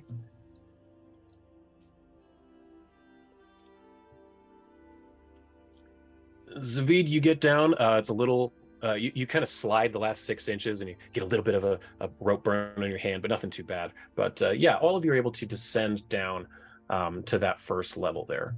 And you can see that there is a pile of bodies that's in a it's weirdly circular, this pile of corpses. Bones, I should say. Bones, weapons, armor.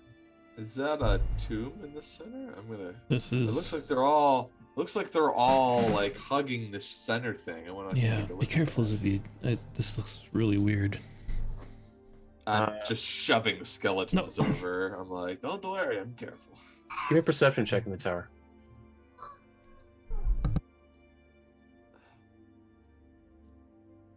Okay. As you're kind of scooping these bones aside and looking around in here, you start to notice something green. It's kind of filling in the holes in between each of the bones and lifting up, and it kind of takes you aback. Yeah, I will be taken aback by that. What the fuck? Yeah, and slowly rising out of this is a cube of green jelly. Cool. And it has a skeleton in the center of it, and the skeleton looks to you and waves and says, "Hello.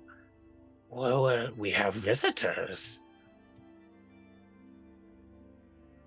The fuck is this? Hello? May I roll anything to figure out what the hell I'm looking at?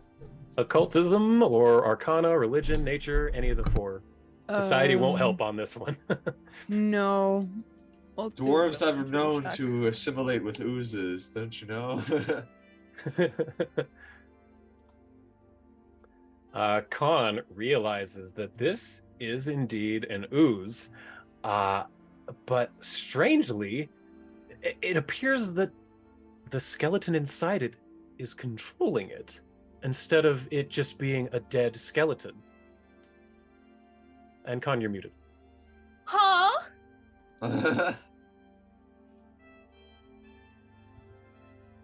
Nandeska? Yeah. Yeah. Nani? It says to you all, you appear to be strangers, and you must be confused. My name is Yeah. Belinus Tothgort. Nice to meet ya. Have you Nice been to just meet you sitting too. here in an ooze for hundreds of thousands of years waiting to reintroduce yourself to anyone visiting? I've been trapped, mainly. This ooze packed me up after the battle. I've been stuck in it ever since. Are you undead? Technically, it was a contingency spell gone wrong. I was a wizard. Oh, hell yes. Alright, so, but you're not like a lich, you're just sort of a skeleton man. And more of an immortal skeleton, yes, not really a lich. That's good, because then we'd have to run the hell away. I was strong in life, but I don't really have much power in death.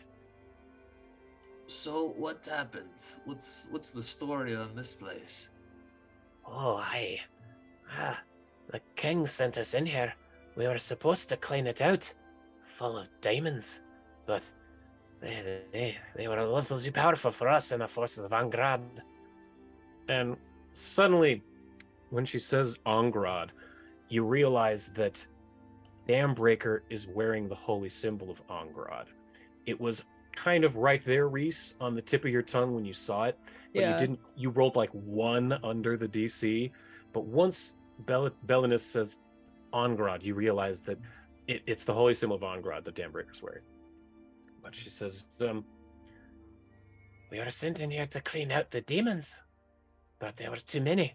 As soon as we killed one, another, it stood back up. And Zavid, that pricks your ears. Sorry. What? You killed one and then what happened? The damnedest thing. More normally when you kill a demon, they and go back to hell from when they came. But these, it was like seeing the zombies rise from the dead. Demons stood up. Faces clawed, but they still kept attacking. How long ago was this? I have lost track of time. Centuries, perhaps. Millennia, even. Do you think that was one of the alignment things? I don't know. What I do know is that that kind of magic is very rare and very powerful. It is not... You were not fighting just any demons, I will tell you that. Yes, that much was clear. Yes, your enemy was very powerful. What did your king send you in here to do? Again. Well, we were here since to reclaim this lost sky citadel. I would like everyone to roll society in the tower on that one. I was going to ask. Yeah. I hope I fail this, because I don't know why I would know what that is. Actually, Reese got a nat 20. No, that's not Reese. Oh wait, yeah, it was Reese. Sorry. Yes, Reese, you got a nat 20. So you immediately realize that there are 5 things called sky citadels in all of Galarian.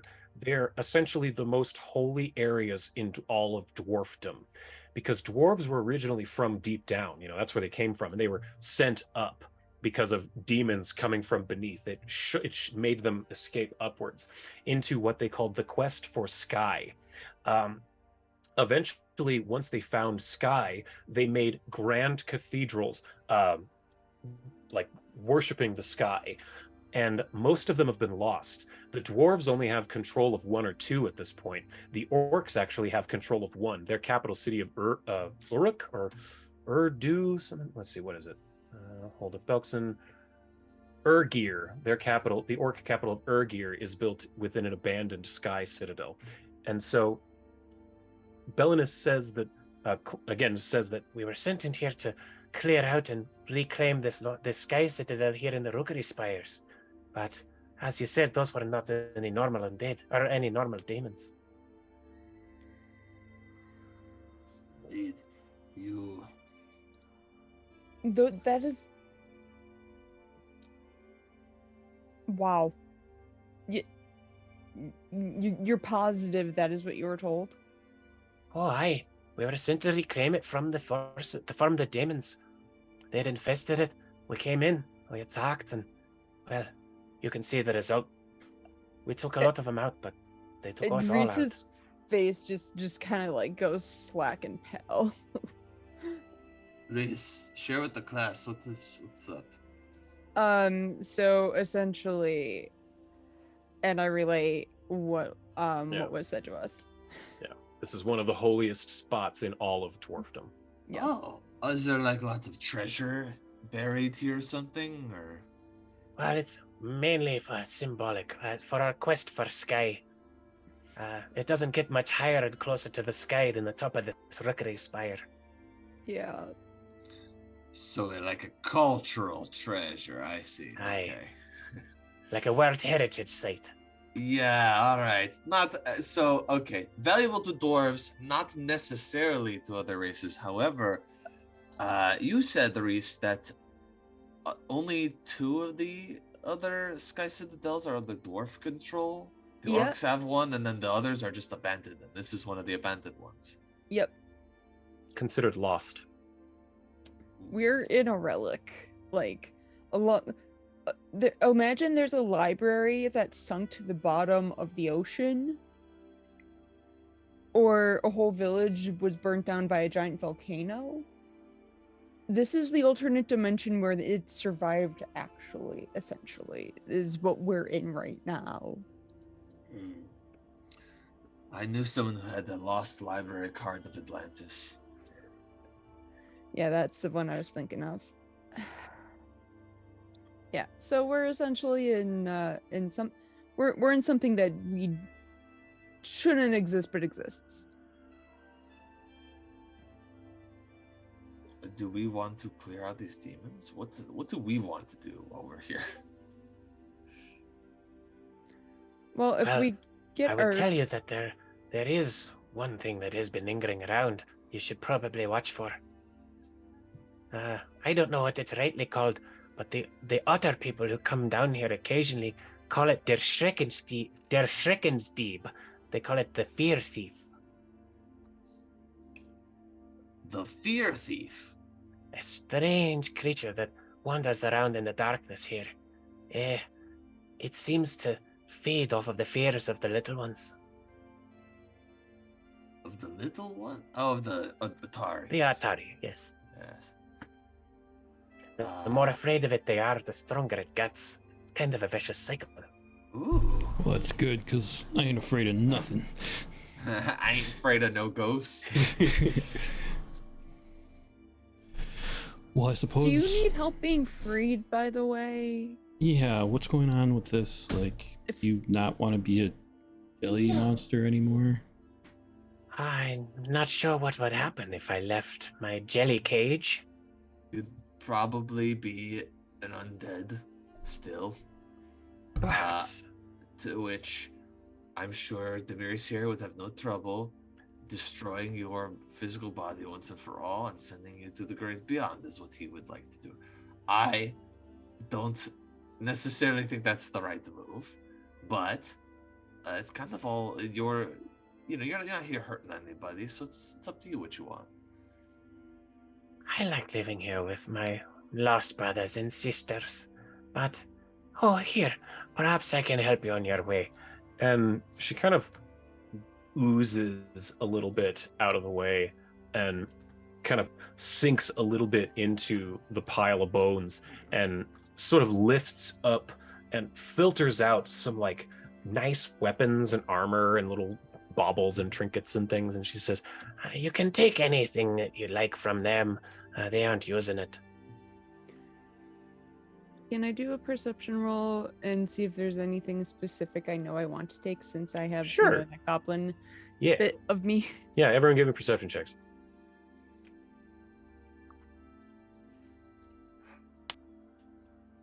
got my sack. I'm ready to put anything, any particularly strong-looking skeletons and or rare treasures will go in the sack. Yeah, you find 2+2 runestones among the trash. So for anyone who does not have a +2 on anything, 2 of you can now. Which I think, Connie, I know you have at least one weapon that's a +1 only. Like you could put it on your short bow, maybe, or your crossbow. I mean. Ooh, I want to put that on my short sword. Okay, so yeah, Con could have it on her crossbow and your short sword, maybe. Yeah. Sure. Cool. So crossbow now has an item bonus. Where is it? There's the item bonus. 2.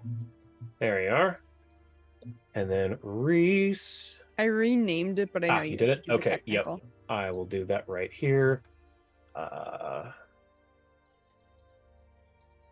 Item bonus 2. There you are. Boom. +2 short sword. And then there is a wand as well that you see, Zavid. Ooh. And let me see here. I'll read aura and detect magic. Yeah, read aura. Let me see what I want this to be. I'm very curious. One of these days I will find I know what this staff of the Archimage or some cool shit. This is a wand of a spell you recently learned from Cabriri. It's a wand of Bind Fiend. This is a very old, somewhat lost wand. Yo, okay. Yeah, I want this. That is useful. Yes. So let's go ahead and inventory. Add that here. Wand of Bind Fiend. And then I will attach the information for the spell Bind Fiend within the description of it. Boop. There you go. So that's in your inventory now, Zavid. And then let me see. Items. What else do I want to see in here? Let's see.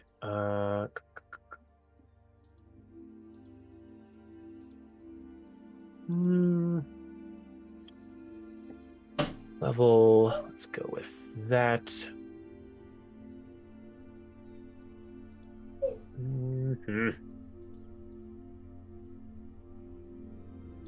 What the heck? Why is...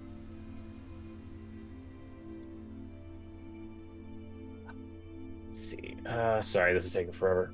You're good. Demirius, you pick up a scroll, and it is a scroll of haste. Oh.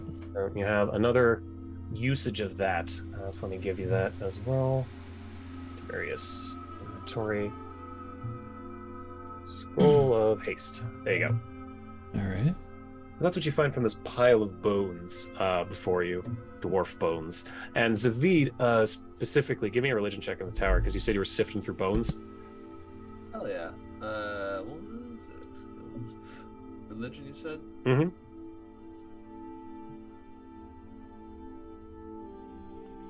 You find a skull that seems to have a gem implanted in its forehead here. And it reads as strong divine. Yo. I'm gonna take that skull. Is it connected to a person? No, it has been clearly removed, like decapitated. Okay. Something killed this thing with one quick chop. This dwarf. It's clearly the dwarf head. I take this skull and I'm like examining the stone, get divination from it.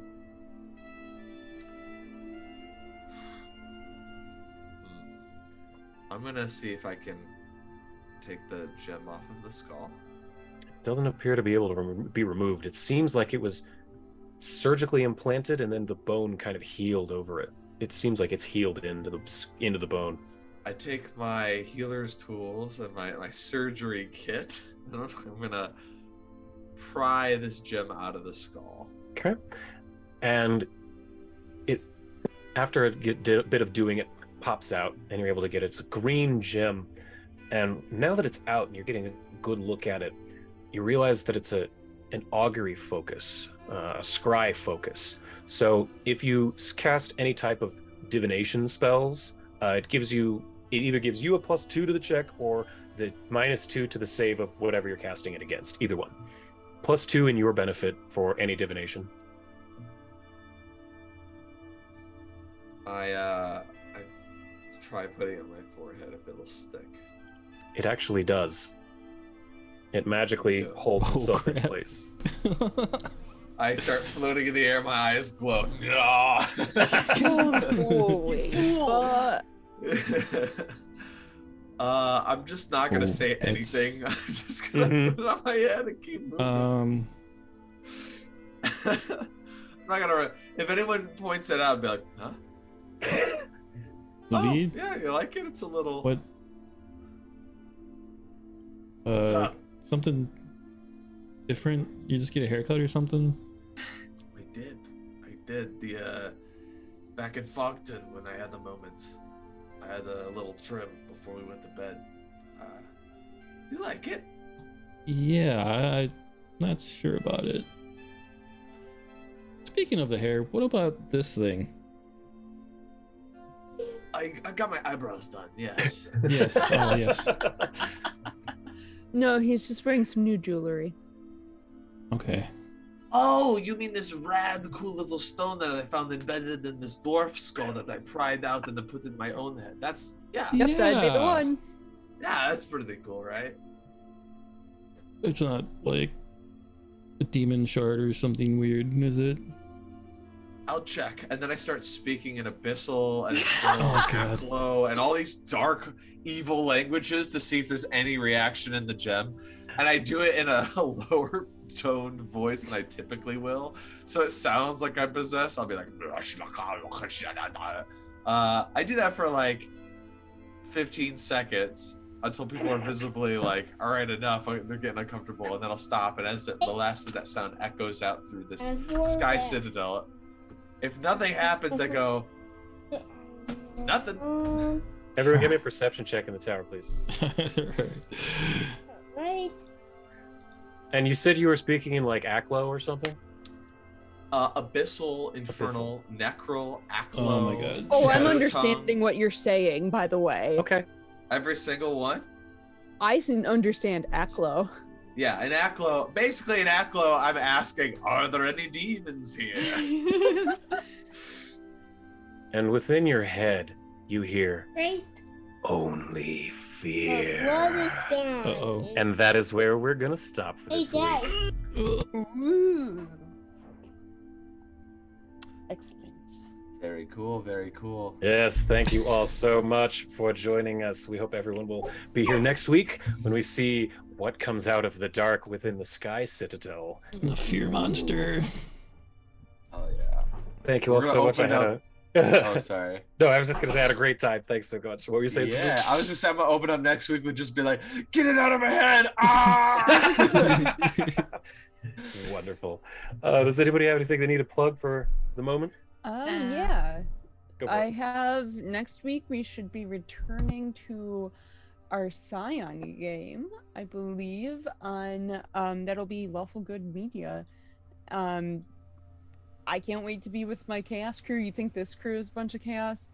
Imagine a bunch of demigods traveling through space and time. I'm pretty sure that's going to be ridiculous. Oh, so yeah. keep a lookout on my socials, and Where is Chaos will have that. Forgot to tweet about this today. That's all good. But one last thing before we go, I need to give a little XP. So we've got Traveling Through the Dragon Portal for you, and then the Discovery of the Atari, 150 XP total.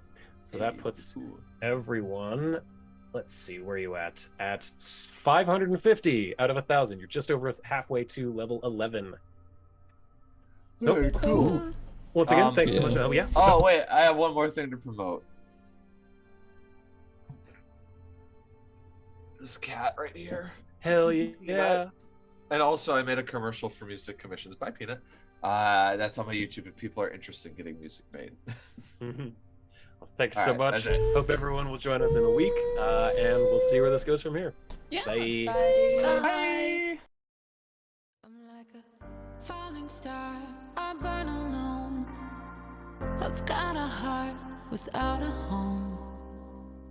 Underneath this empty sky, just waiting for a sign. And it seems to me that gravity has got its hold on me, but I'm about to break free. Mothership, take me home tonight. Help me find a way to turn this darkness into light. Oh, mothership, take me home tonight. Help me find a way to turn this darkness into light. Like a flare without a spark, a shadow wish into the dark.